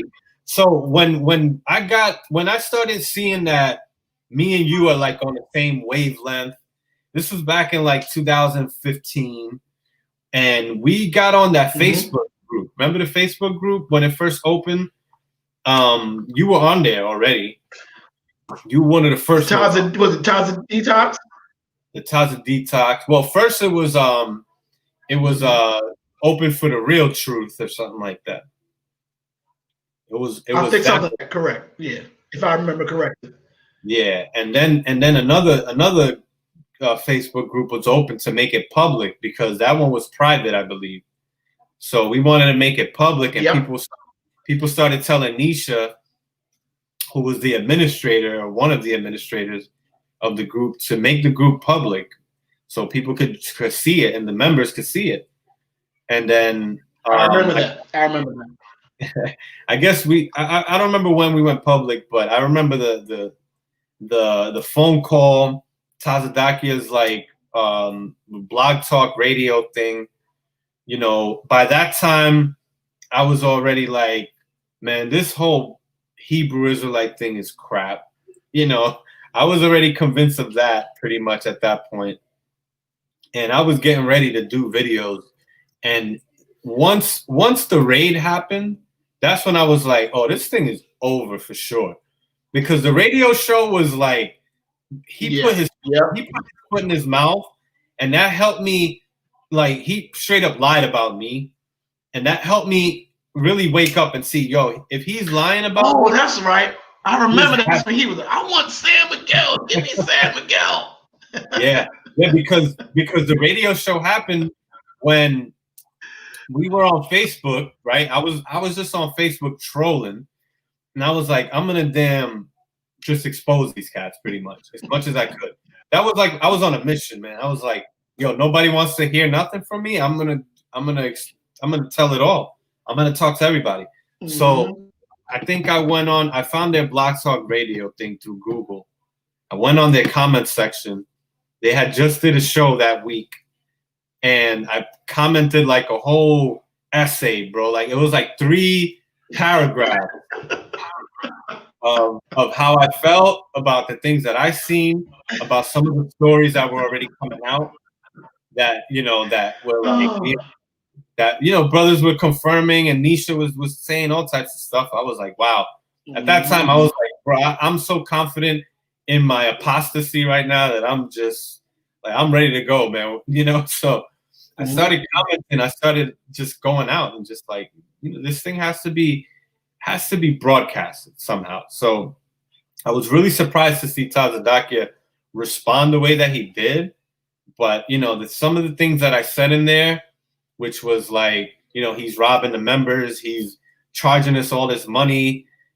He created that doll and he was going to charge us all this, 3 times the price. you know, all of that, bro. Like, you know, he was dealing with these women. He had a little girl. Oh, that's probably what got him. Because I was like, he had young girls living with him. I put that Oh, all. right. Yeah, because I mean, by that time we had all that information. All the stories was coming out, I and can't remember the dude from Philly. Didn't he he turned his daughters over to yo? Didn't he? I can't remember his name though. yeah, that's Ayash something, Ayashala. Yo, what grown man? Like, what kind of dude must you be to give you know what? Anyway, move right along. Move right along. Yeah, I mean, you know, that story came out, and then I realized there's something deeper going on here. You know, Nisha, like this girl is spilling the beans, and I you know, even though it was her testimony, and you know, somebody's testimony is just, of course, it's their testimony, but it fell in line with that man's character, you know, and she just seemed very believable to me. But once Absolutely. once the Injustice League just started, once they did their video with the van and all of that, that's when I was like, oh, it's over now. Like, man, that was the nail. When they did that video, that was the nail in the coffin. That was it right there. I mean, that was like one of the many things, but that was like a slam dunk. Like, holy crap! Because now we had like, you tied him to that location. You tied his ID. Now you got his damn ID with all this stuff, and it just all came together for me. You know, at that point, it was like just so easy for me to see this guy is balling, going to Knick games. He's using all this money. Where is he getting this money from? There is no black icon. There are no records being sold. You know, this is all obviously a scam. I knew it by that time. But, you know, I just couldn't disprove it. I didn't have the evidence, you know, but I knew that it was coming, because once the raid happened, I was like, you know, this thing is for real. Like, this guy is about to go down. So, I mean, at that point, what were you thinking when you saw the raid? Like, what was going through your head when you heard that the place got raided? You know, do you remember that time? Maybe a little bit of disbelief until it officially was confirmed. I remember we were on the it was something that I think came across the Ties of Detox that I can't remember who it was, but they had made the announcement that they got raided, and he had gotten, you know, they apprehended him. Of course, he was out, posted bail or whatever, but you know, like, really, you know, sometimes you see something and you think maybe I was just joking around, whatever. Then when I really started seeing it more and more repeat, I'm like, oh snap, you know, shit, this is really happening. So maybe a little bit of disbelief, maybe a laugh and find a little humor in it, like, finally. It didn't really make, that's the type of dude that he is. Didn't really make me never mind. I have to be honest in saying that, considering his final outcome, with me having the mindset that I have, I kind of wanted. It seems to me that he got the easy way out of it. So, yeah, I thought the same thing too. I was like, yeah, I thought the same thing too. This cat got off scot-free, man. Yeah, pretty much. You know, there's people that think he's in hell right now, burning and all that. But yeah, no, that's right. Yeah, good luck with proving that, at least. But yeah, man. I mean, by that time when the raid happened, I was like, all right, so let's see what develops, whatever, and let me start this channel. That's when I was like, oh, I'm definitely starting a channel, because this thing is just gonna be, you know, one thing after another. One more news report is gonna. I knew it was gonna be a lot of different things coming out, so I was like, let me put videos out to kind of keep people informed and to reach members that weren't trying to hear. Nobody was trying to listen to me at that time. You know, I actually showed up to. I think you remember. I don't know if you remember. I had recorded. I had crashed one of their library seminars and recorded it and put it up on one of the Facebook groups or whatever. I do remember that. Yeah, I remember that. Yeah.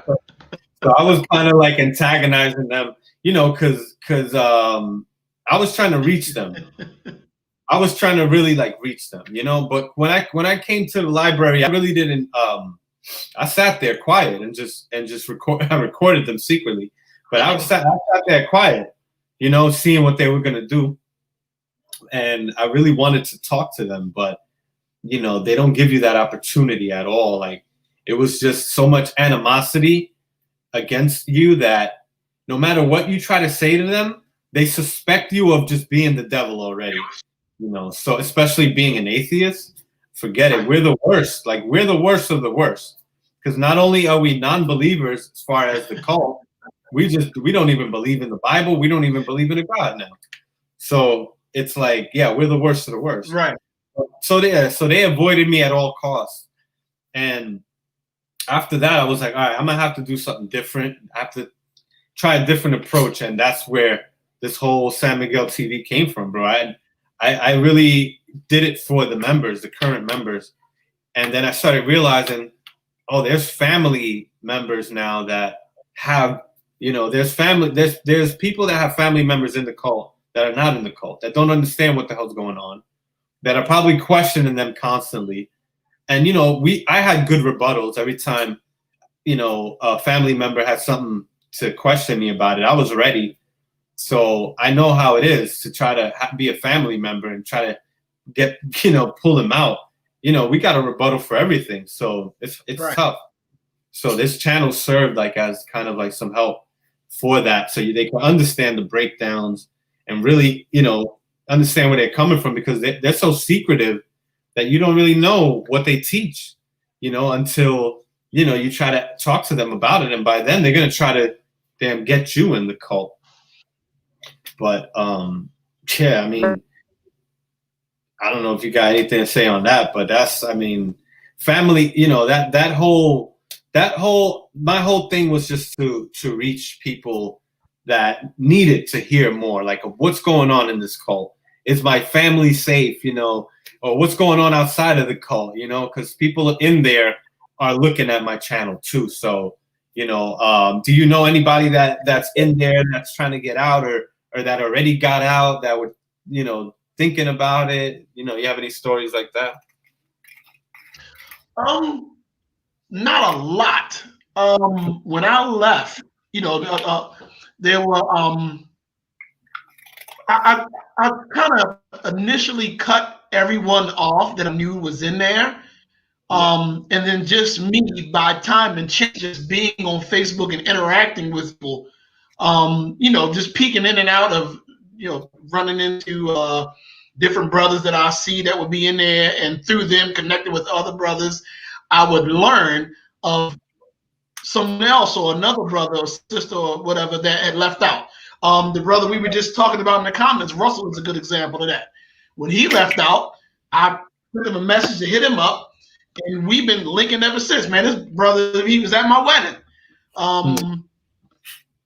Another brother, Rick, y'all my brothers, that was a good report when I was in there, good people. And then when you see them outside of the cult after they've left or got kicked out or whatever, and you run back into them and you're able to reestablish a positive relationship with them, people, a little bit of hope. But anything outside of that I don't really communicate or have any connection with anyone that's currently in there, other than me hearing secondhand information from maybe a brother or a sister who still has family inside. I remember when we first started the show here, I made mention of two brothers that are in there now. I believe they're still in there, that I grew up with, that they would see me now. If they saw me, they wouldn't even acknowledge my presence. So, you know, that's a little weird, but, you know, it is what it is. But it did feel good to reunite with some of the brothers that you saw that left that cult, that you knew were good people, and you were able to reestablish those friendships. But other than that, that's pretty much it. Right. Yeah, that's one of the things that it's like it doesn't really affect. Like it wouldn't really affect us as much as like you hear the stories of actual like wives and husbands and daughters that are still in there and now they're literally dividing an entire family in apart. Right. Like That's that's when it crazy. gets really bad, and it's like it still sucks that we got friends that we grew up with that are like literally like I don't even know you anymore. Like that's crazy. That's insanity. That's like I mean, this is exactly what a cult does, man. Just exactly what a cult does is brand people as you're no good anymore, right? Like now you're just like branded as like the Scarlet Letter, right? Like what they used to do. Exactly. It's like now you're just branded for life, and it's like, what the hell did I do? I left a damn building. Like what the hell? Nothing changed. I'm still me. Still the person that you knew before I was in the cult and all that. And it's like, but it doesn't affect you as much until it's your wife or your husband that doesn't want to leave, and you live in the same house, and you got one person in the cult and one person that's a former member. Man, that's happened to a lot of people, so I'm glad I didn't have to go through that, but that's when it gets real tough, and people, those are the people that need, like, I have a friend, a brother who's going through that now. The brother that left out, and he still has family inside, man. wow. I don't know how he does it, man, but he's holding on, man. So yeah, Gotta be tough. It's gotta be tough. I know one guy that's and he's a good dude. Dude, man. Yeah. I mean, it's crazy. That's when it gets crazy. That's a video that I knew I had to do, that dividing families video, because I was actually reading. This study was a great study that I need to go back to and revisit that, because there was so much more to that. And I literally only went over like one paragraph that, it was the one that really stuck out to me the most, which was, dividing families and how they treat former members, how they call their place the truth. When I learned that was a common thing too, like there's so many cults that went by that name, the truth. So this is what we used to call this place, right? When you leave it, they say, "Oh, he left the truth," and now you make this place it's like this location is where you get your everything from, your news, your everything, and it's like how they just change that and how they rephrase things. The truth now means this place, and it's like, hold on, that's not the definition of truth. Just look up the definition of truth. Has nothing to do with a building or a location, but it's like they rephrase and redefine these things. And now, like, even when you leave the cult, I was reading, what Margaret Singer says, that it's so bad they reinterpret and rephrase common things and words that to be normally defined one way. You completely change that to something else, that when you leave the cult, it's like you find yourself, if you find it hard to try to communicate with people sometimes, because you're still stuck in that way of talking, and people don't really understand what the hell you be saying, and you'll sometimes I'll catch myself saying like, "Oh man, this person got cut," or "This person's going off," which is all our lingo. That's like cult lingo that really you find all One West Hebrew Israelites. It's not just the ICGJC. That's all the camps talk like that, and it's like that's an obvious sign right there that we're dealing with a cult. So it wasn't just ICGJC. If you're part of IUIC, ISUPK of today, which is they just took the name of the ICGJC from the old days, right? And that's the Philly camp. That's Johanna's camp, pretty much. That's ISUPK. Then there's GOCC, which is Gathering of Christ, which is another Philly cult, pretty much. That they all use the same tactics. They use the same lingo, and I mean, just the deprogramming it's tough, bro, because they program you to be a certain way for so many years, and I could imagine how it was for you. 14 years, man, like that's crazy. That is insane. Do you find yourself still trying to kick some of those, the lingo and some of the habits from the old days? Habits, not so much. Lingo, yes, I do. Just even in casual conversation. Right. There's a brother that left out not too long ago. He actually went and got his commercial driver's license, and he was a former member of the cult here in Baltimore. He now works with me. Right. And I find myself talking to him using the lingo every now and then. So I catch myself. Right. But the habits, I can't really think of any habits that actually carried over. Particular, really, no. No.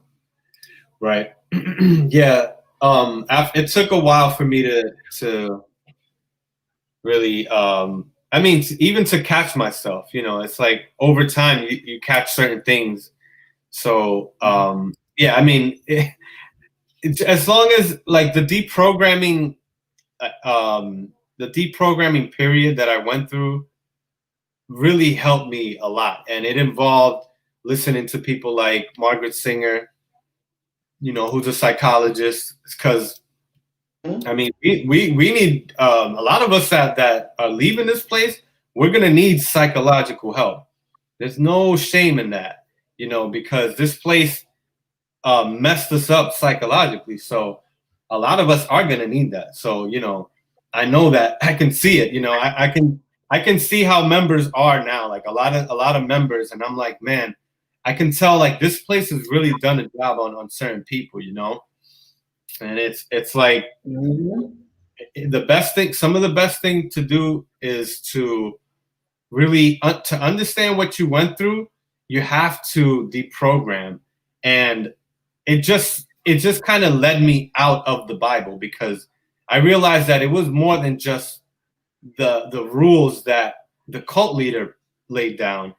And all these different cults, it's more than just the rules that they lay down. They use scriptures to enforce those rules, because a lot of those rules are already in the Bible. Because the people that were writing these scriptures, these were cult leaders themselves, man. That's what I've come to the conclusion, that these guys were pretty much cult leaders themselves.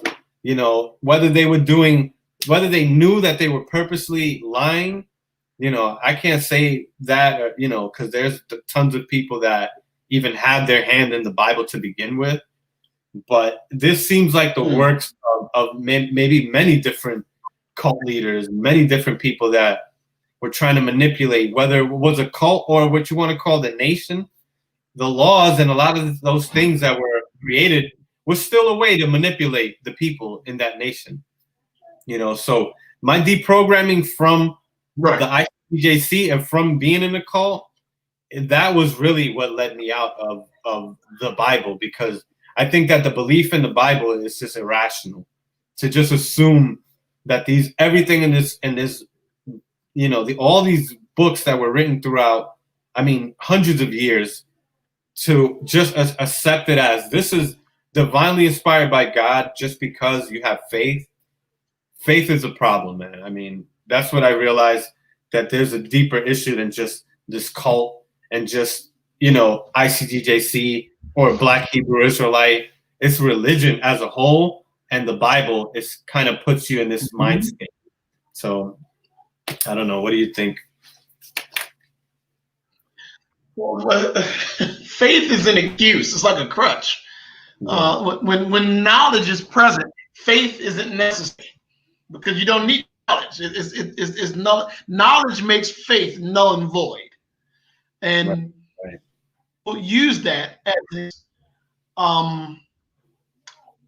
the more that you research and you read, and that I use that word again, educate yourself, and the more knowledge you acquire, you'll find the less need for yourself to gravitate towards to having faith, or as people say, to observe a particular faith, whether you're Catholic faith or the Black Hebrew Israelite faith or the Muslim faith or whatever the case may be. I think the problem is, more particularly religious people, is that faith crutch as a coping mechanism as well. You know, we spoke earlier about the poverty, and you spoke about mental issues and mental health, or they could use a coping mechanism for illness. You know, they could be suffering from a cancer or some type of, in that faith, that coping mechanism, or God will get me through this. You know, but again, that goes also back to a lot of the programming. Yeah, I see you, Russell, too. That was a Dr. Higgins quote. It all goes back to that programming and that indoctrination of how people are trained to do that. Yeah. It's sad, but it's true. Right. Yeah. I mean, this cult, some of the rules and the tricks that Tazadakia used. Now, I remember when I was deprogramming, I was reading the what's that book, The 48 Laws. I know Russell G. Lewis. 48 Laws of Power. Yeah, I know he was really 48 Laws of Power. Right. Yeah, that was something there that I realized. That book, you know, just reading anything out here outside of the Bible, you can learn from any book out here. You can learn from the Bible. You can learn from any book. I'm sure the Quran has great things in there, you know, but I think the problem becomes when you have a religious book, it's different from a book like 48 Laws of Power. 48 Laws of Power, very useful. You know, you definitely can use it, but when you have a book like a religious book now, you start implying that this has more meaning than it should. A book like 48 Laws of Power is just giving you, you know, techniques or things that were observed to work, right? The Bible is just giving you things based on faith. Like, you have the story of Genesis starts off with God creating everything, and it's like, wait, but who was there to write it? And when you look at how it's written as if somebody was there, you know, in third person or whatever, you know, talking about what happened. And it's like, wait, how did they get that information? I started to realize, you know, when I started deprogramming from the Bible, just realizing that the Bible itself, the divinity that they try to put behind the Bible, that's where it trips people up, because you feel forced to believe in these things like it's life or death. There's no other book. There's nothing outside of religious books that could make you want to feel like that. You know, so it's that power behind the religion that is used as a tool to trick us. This is how it was so easy, like, you know, and it's very difficult now for family members that are Christians to try to show these Hebrew Israelites something like, you know, like this is wrong, because there's scriptures like what we spoke about, dashing babies against the stones. There's a scripture in Jeremiah chapter 48, I believe, or chapter 46, that says that the Lord is going to make a full end of all nations except for the nation of Israel. So it's like, as a Christian, how do you reconcile that scripture with a God that's supposed to be all loving and all caring, and that's supposed to be for everybody and accept all people, but yet you have scriptures like that? So it's like you have a disadvantage now. You know, like my aunt trying to get my cousin out of there. It's like she couldn't ever tell her anything because my cousin was so versed in the scriptures. She knew what to pull. She knew how to, you know, shut down, you know, so to say, shut down the damn Catholic, because we were trained to do that. So as an atheist, I realize that they have nothing against us. They can't do anything with us. They can't, because we don't play by their games. And that's what I think the Bible is. It's just a game of it's like somebody came up with a character. This is like Stan Lee coming up with a Marvel character, you know? Somebody came up with a God and said, this is my best explanation for how we have these beautiful trees and, you know, beautiful animals and everything, you know, everything beautiful that they can think of, you know, and ignoring all the crazy, you know, all the bad things that happen also, you know, and it's this way of just playing a game. It's like you're just playing a game, and you can't do that with us. You can't do that with an atheist, because you have to prove to us why, you know, we don't play by your rules. It's like they create these rules and then they have to live by these rules that it's like, you don't have to. What makes you think you have to live by these rules? So it's so much more liberating, you know, now that I don't have to play by those rules, because you hinder your logic, you make excuses, and it's like you came to the conclusion first, and then you work your way backwards to try to excuse certain things for why God would kill a baby, you know, why God would kill King David's baby, when it tells you in the Bible that God is not going to punish children for the sins of the father. You know, so even within their book, there's contradictions, and they have to find a way to indoctrinate themselves or just ignore that and put it in a way where they can still continue to believe it. And that's why I came to the point as an atheist where I was like, I'm going to stop playing these games. These are games. I'm going to be real with myself. And that's where I'm at now, bro. Right. You know, where did you have fear to question the Bible? Was there some type of fear? And how long did that take to go away, if you did have that?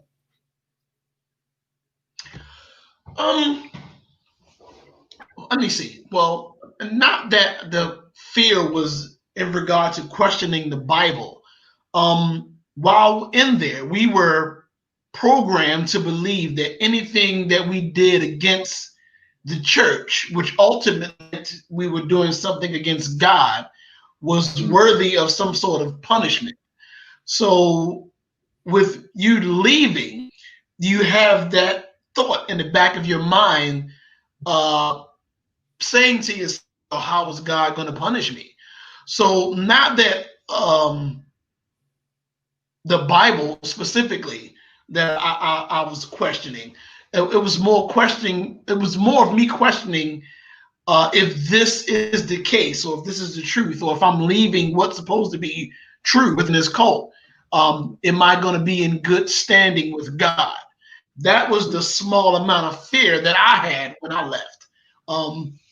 And then the more I began to be minded, the more that those thoughts and those fears begin to go away. Yeah, that makes sense. Yeah. So, do you get a lot of backlash and animosity from friends that maybe were former members, also like ex-ICGJC members that are still Hebrew Israelites or still Bible believers? Have you gotten, because I think there was one guy that we got in a conversation with on Facebook, and he was just talking crazy one day. Remember some muscle-bound dude? I don't remember this guy. Yeah, one of your friends, I think. I remember him. Yeah, he won't, not anymore. He unfriended me. There's a couple of guys, you know, it's about 50-50. There's some that have embraced me, and then there's some that was like, this guy's crazy, get him out of here. Right, so, right. It's been about a 50-50. The thing is, like, I don't understand. Like, I still have friends who there are people who still believe in the Black Hebrew Israelite culture, but they're still my friend because I look at them as a human being and how they treat me and the actions thereof. That's what I'm more concerned with. The same would be if anybody that observes and follows any type of religious ideology. I have Christian friends. I have Muslim friends. I'm not going to stop being their friend because of their ideology or because of their religious belief. The only thing that would make me do that is if that religious belief forces them to either one, be a horrible person, or two, their religious belief causes them to have a negative effect on someone else's life.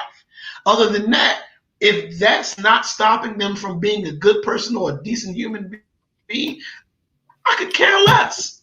They can worship the flying spaghetti monster as far as I don't give a damn. If it's not preventing or stopping them from being a decent, good standing human being, I really don't care. Because in my mind, as an atheist, I'm not convinced that it's real anyway. So, yeah, it doesn't really make me no, never mind. But right. the short answer is yes. Some have still remained friends. Some actually close friends. And there's some that have looked at me and just hit the unfriend button just for the simple fact of my non-belief in me being an atheist. Right. Yeah. I remember having some conversations going back and forth with a few former ICGJC members. This was all within, I believe this was within the Facebook group. So even amongst the survivors, we were all going back and forth constantly because, there's a few of us that became atheists. There's some that don't believe in the Bible, but then there's a lot that, there's a surprising amount of believers that still kind of believe that they're Hebrew Israelites. But there's a lot. And I know that you're not. No, go ahead. I'm sorry. Go ahead. Yeah, no, go ahead. No, I was saying that I know that you don't really do Facebook like that, but some of the things that I see, you can see that mindset is clearly still there. Even though they're not attached to the root, they still are. They're still appearing as branches, so to speak. They're just not going under the ICGJC title. And you see, I know that they probably think that I'm saying that because of my disbelief, but just in their mannerisms, their speech, their conduct, things they say, the things they teach, you can see that the mindset is clearly still there, whether they want to acknowledge it or not. So, yeah. I think that I look at some of the ones that call themselves the atheists or non-believers, and I think that we're the ones that have made the most progress, at least in beliefs, as far as other things that we tend to believe, as far as what is true according to reality. Like with science, we were anti-science. I was really, ICGJC, Hebrew Israelites are against science, climate change, vaccinating. We mentioned birth control. They don't mess with none of that, and they only believe in science when it confirms what they believe, pretty much. But yeah, like that's still an issue there, and we talked about this one time, and I'm glad this came up because there seems to be like just a distrust for science and for anything dealing with the government or the white man, and it's just his way of and it's like you kind of understand it to a certain point because it's like, okay, I understand that historically, yes, this government has messed up minorities. African Americans have got the short end of the stick. That's the short end of the stick is a like not even doesn't even do justice saying it that way, right? The short end of the stick. Look at like what they did with the G. I was reading into the GI Bill with the Tuskegee Airmen and what they did, and how they treated like military African Americans that would come back from the military. They left it up to the states to give them money back, and some of these southern states were like, to hell with them, like they it's just right. We could talk about that forever, man. But now it's what are we going to do with that now? Are we going to live in the past? And it seems like a lot of these groups, some of the similar things that I see is that they tend to hold on to that and they live in the past and they harbor this hatred and this distrust for anything that's dealing with America. And that's heavily ingrained in ICGJC, and it's outside of the ICGJC. What do you think about that? Like, we spoke about that a little bit, and I think we talked. I think it eventually is going to be to their detriment. They have to. The thing with science, and obviously I'm not a scientist, but science is not a matter of selective convenience. If it's true, it's not only true when you want it to be. Either it's true or it's not. And the thing with that is, these are situations that can be replicated, they can be proven, they're peer reviewed, they're factual. This is tangible evidence that you can see whether something is true or not. And I think that what the situation and the examples you gave have a lot to do with it. And there's like the Tuskegee and systematic racism, things of that nature. And I think that create a disconnect looking at the African American community and maybe even the Latino community views the government in regards to distrust. Your lack of trust in regards to science does not make science untrue. And it's rather even oxymoronical even. You don't, when I spoke about the convenience of it, when you're sick and you have a, you're going to go to an expert, which is a cardiologist. Mm-hmm. Right. You know that your life depends on that expert using their expertise to aid your illness. So don't, a saying that they have in our community, and I'm sure you're aware of, is keep that same energy. The same way you trust that science to aid you in your illness should be the same mindset that you should trust the science, not only when it's convenient, but when it's not convenient and when it goes against your cognitive as well. But again, education. I know you're going to get tired of hearing me say that, but the lack thereof is one of the most significant problems in people who are religious having that mindset. Right. We live in a time when information is like, it's the easiest to get ever. I mean, information is at our fingertips, literally, and it's literally at your fingertips. But then at the same time, misinformation is also as easily accessible. So I think that's where the issue comes in. It's what source do we trust now? I think that's where it comes in, and I think that the Bible is taken as an ultimate source from God, and in the mind of a person that is a black nationalist, a black Hebrew Israelite, for example, they don't have in their mind, they can't trust anything else, because historically everything has been against the black man, against the Hispanic man. And we start looking towards, well, we got to become more insular, we got to become more tribal. And I think that's how a lot of these groups form, and so easily they form. So I mean, the ICGJC grew from the time that I came in there in 2004 to, it was about 20 to 30 members loosely. We weren't even really dedicated like that, to about 100 to 140 members, in like 6 years, maybe a little bit less. And I mean, it's almost that almost confirmed the validity of the doctrine. It was like, man, we're growing. There's got to be some truth to this.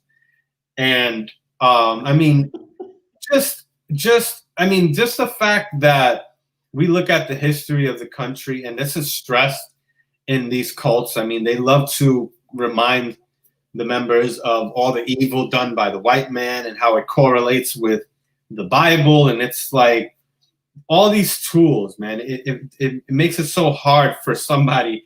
Like, I almost understand a Hebrew Israelite until you, like you said, you start educating yourself and start realizing that no, the word buy doesn't mean to save. When the scripture says no man shall buy you, like, one of the main things I realized is that they'll just change meanings of words, man. And it's like, okay, now we're having to change scriptures of a book that we're saying that this is supposed to be by, inspired by God. But now we're having to change the meanings. And it's like, now it makes it harder for us to convince people. I don't know how we were doing it, but I don't know. It's like, I'm still amazed how there's so many people were able to gravitate towards this cult and just white people are the devil. Just like, it's amazing. And I think it does have to do with this distrust for just white people, overgeneralizing white people, mixing that up with the government, and then science, which science doesn't always have to do with the government. I mean, it has nothing to do with the government. Sometimes doesn't fund, especially conservatives. They could care less about scientific sometimes. What Trump did during his presidency, he defunded. He kind of made it worse. Like, when this damn, I don't even want to say the name so they don't flag my account, but you know what I'm talking about. This craziness that happened this year with the virus. If we would have had like a Democrat in office, right, that was more pro-science, we would have been ready for this. But it's like, and you see it with the conservatives. It's this like distrust. Now they have a distrust for science, but they that whole thing that the Hebrew Israelites have against the government, they don't have that. But it's similar where they have this distrust for science. And I find that very interesting with conservatives and Black Hebrew Israelites. It's hilarious. I don't know. I don't know if you noticed that, but that's a funny thing that I noticed with Black Hebrew Israelites. What do you think? Well, it's because it doesn't fit. It doesn't fit, or in my opinion, it seems it doesn't fit or support their narrative. Most conservatives they don't want to acknowledge the science because it seems to be a matter of inconvenience. They don't want to be inconvenienced by staying home. They don't want to be inconvenienced by wearing a mask. They don't want to, it be inconvenienced by the situations of adapting to what science is altering their lives. The same premise can be said about Black Hebrew Israelite. They don't want to acknowledge the truth in regards to the science because it takes away from the validity of their doctrine. So, the more science proves them wrong, the more they have to figure out what in the hell am I in this for if science is proving it wrong. So they find by any and every means to try to make an excuse to get around the validity of the science that always seems to prove them wrong, prove the Bible wrong, so to speak. Right. They sometimes will use certain scriptures to interpret it as, you see, they knew some scientific things before it was even discovered. What's the one that says the circle of the earth? Remember that one in Isaiah chapter 40? And what they'll try to say is that they had prior knowledge that the earth was a sphere. But when you actually read that scripture, even in English, I mean, you read it in Hebrew and it's clearly not calling the earth a sphere. But you read it in English, it's saying the circle of the earth. So it's saying that something that was a part of the earth or connected to the earth, which, come to find out, they used to literally think that the earth was covered by a globe, like a snow globe type of thing. Like, some of them used to actually preach this, and they still do. Some of them still do. And like GOCC, the Gathering of Christ, they believe the earth is flat. They're flat earthers. They're flat earther Israelites. So, but that's what Israelites were. I know a handful of those too. Yeah. well, when you go in the scriptures, that's literally what they were, because the scripture says that there's the corners of the earth, the ends of the earth. Remember all those scriptures, right? It talks about the earth as if it has, ends to it, as if somewhere you go down and it'll stop somewhere, So they had no understanding of cosmology, of anything, like even geography, like nothing, man. And that's the problem, is that the Bible gave them an answer, of things prior to even like having the capability of coming to those answers. It's just like this way of just, kind of easily explaining this complex earth, this complex life that we live in. It's very complex, and I think that's what the Bible does. It simplifies. God simplifies everything for them, and it just makes it nice and cozy. And I think that's what is really appealing for people that are poor and uneducated, that are even more unsure of their lives, than people that have at least some type of stability in their lives. As unsure and crazy as life can be, imagine, not having any type of stability in your life, needing something, having something like religion there, and the Bible, and even a community of people, of church-going people that can actually be helpful sometimes. You can see why that can be attractive, you can really see it. But it's just useless. It's just, I think faith is, it could be dangerous, and it's just useless when we live in a time when there's so many answers for things. We don't have all the answers. Science doesn't claim to know everything like the Bible does, and like how they claim God does. Right. But for everything that it does claim, it has evidence for it. So that's why I realized, science is not a religion. It's not like I turned to science, as opposed to being a Bible believer, because it really didn't. Right. But science did help me realize that, they got the creation story wrong. They don't know anything about evolution. They claim, like a lot of them claim to now believe in microevolution, but not macroevolution. When it's like it's the same thing. It's just over a bigger time frame. And just the ignorance, right, combined with that need to feel comforted, I think it's just that recipe for disaster in our communities, man, with these religions. Absolutely. Yeah. But as an atheist, we are different people. You can't tell I don't know who you are just by you letting me know that you're an atheist. We all have different things that we love in our lives. We have different political beliefs. We have different social beliefs. All these different things. And being an atheist doesn't say anything about us, So, right. I know that, for example, you're into the MMA, right? Mixed martial arts. Every Sunday you have your go into that. Actually, every Sunday it's every Sunday at what time? And the name of the show, get everything, bro. Put that all out. At 11 a.m. I'm a jiu-jitsu guy. I've been a practitioner for quite some time now.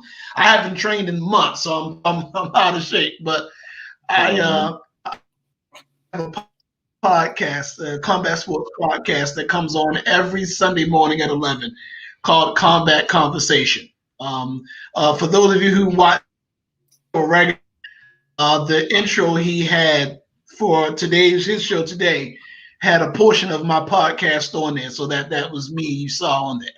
Right. But I've been into that for quite some time. That's been a long-going hobby of mine.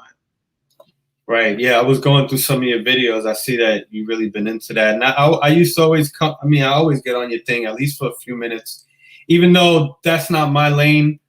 I still like watching that sometimes. I'm interested in all that anyways. But that's cool, man, because sometimes when you hear, just for the people out here, when they hear like, oh, you're an atheist, man, like you just get this response as if, you know, you're like a murderer or something.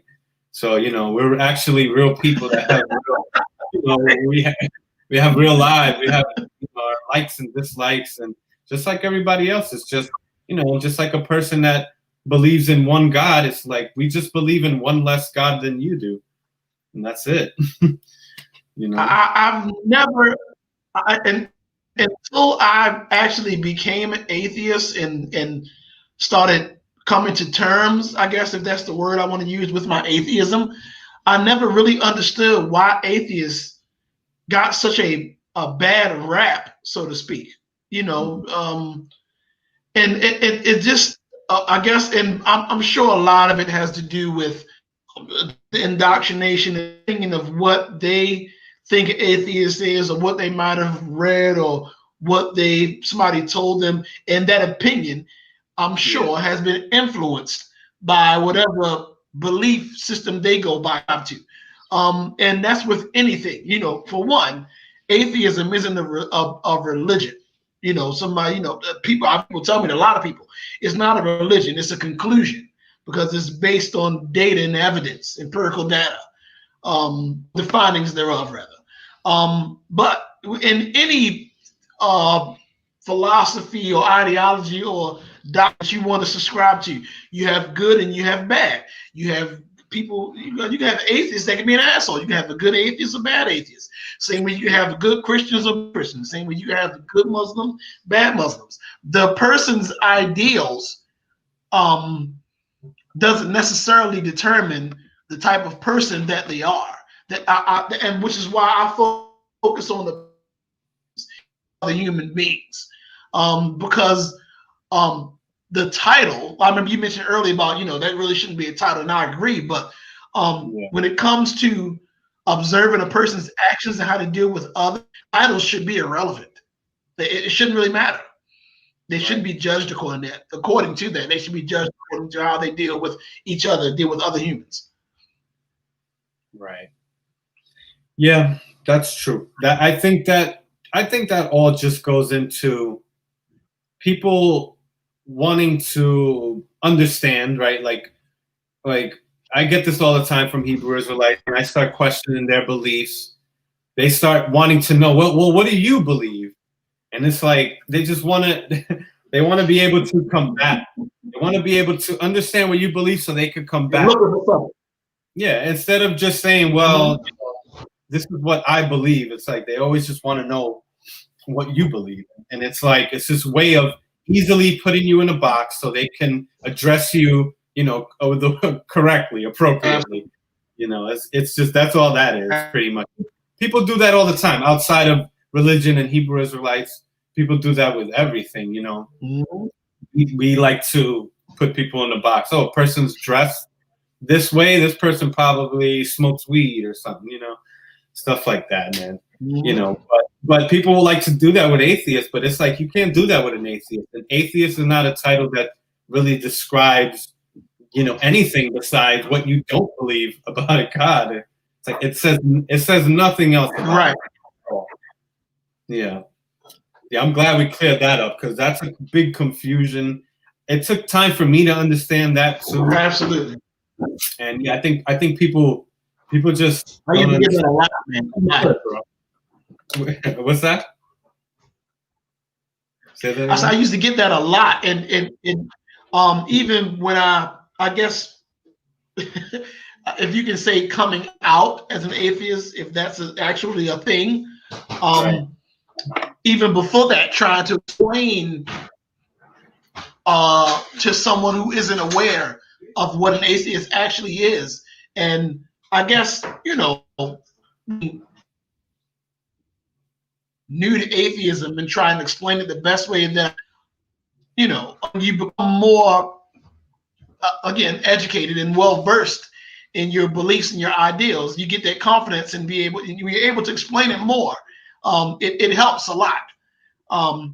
So I try to help people understand that there's not necessarily a negative connotation with being an atheist. You know, the same way you would look at someone like, if you're a Christian and you have a friend that's a Muslim, you know, if that person is your friend because you don't believe, you have different ideologies, or you follow different religions, it doesn't necessarily mean that because I don't agree on that or you follow something different, you're not going to look at him like, as they would say, he's the devil. You just don't agree on that. It's that simple.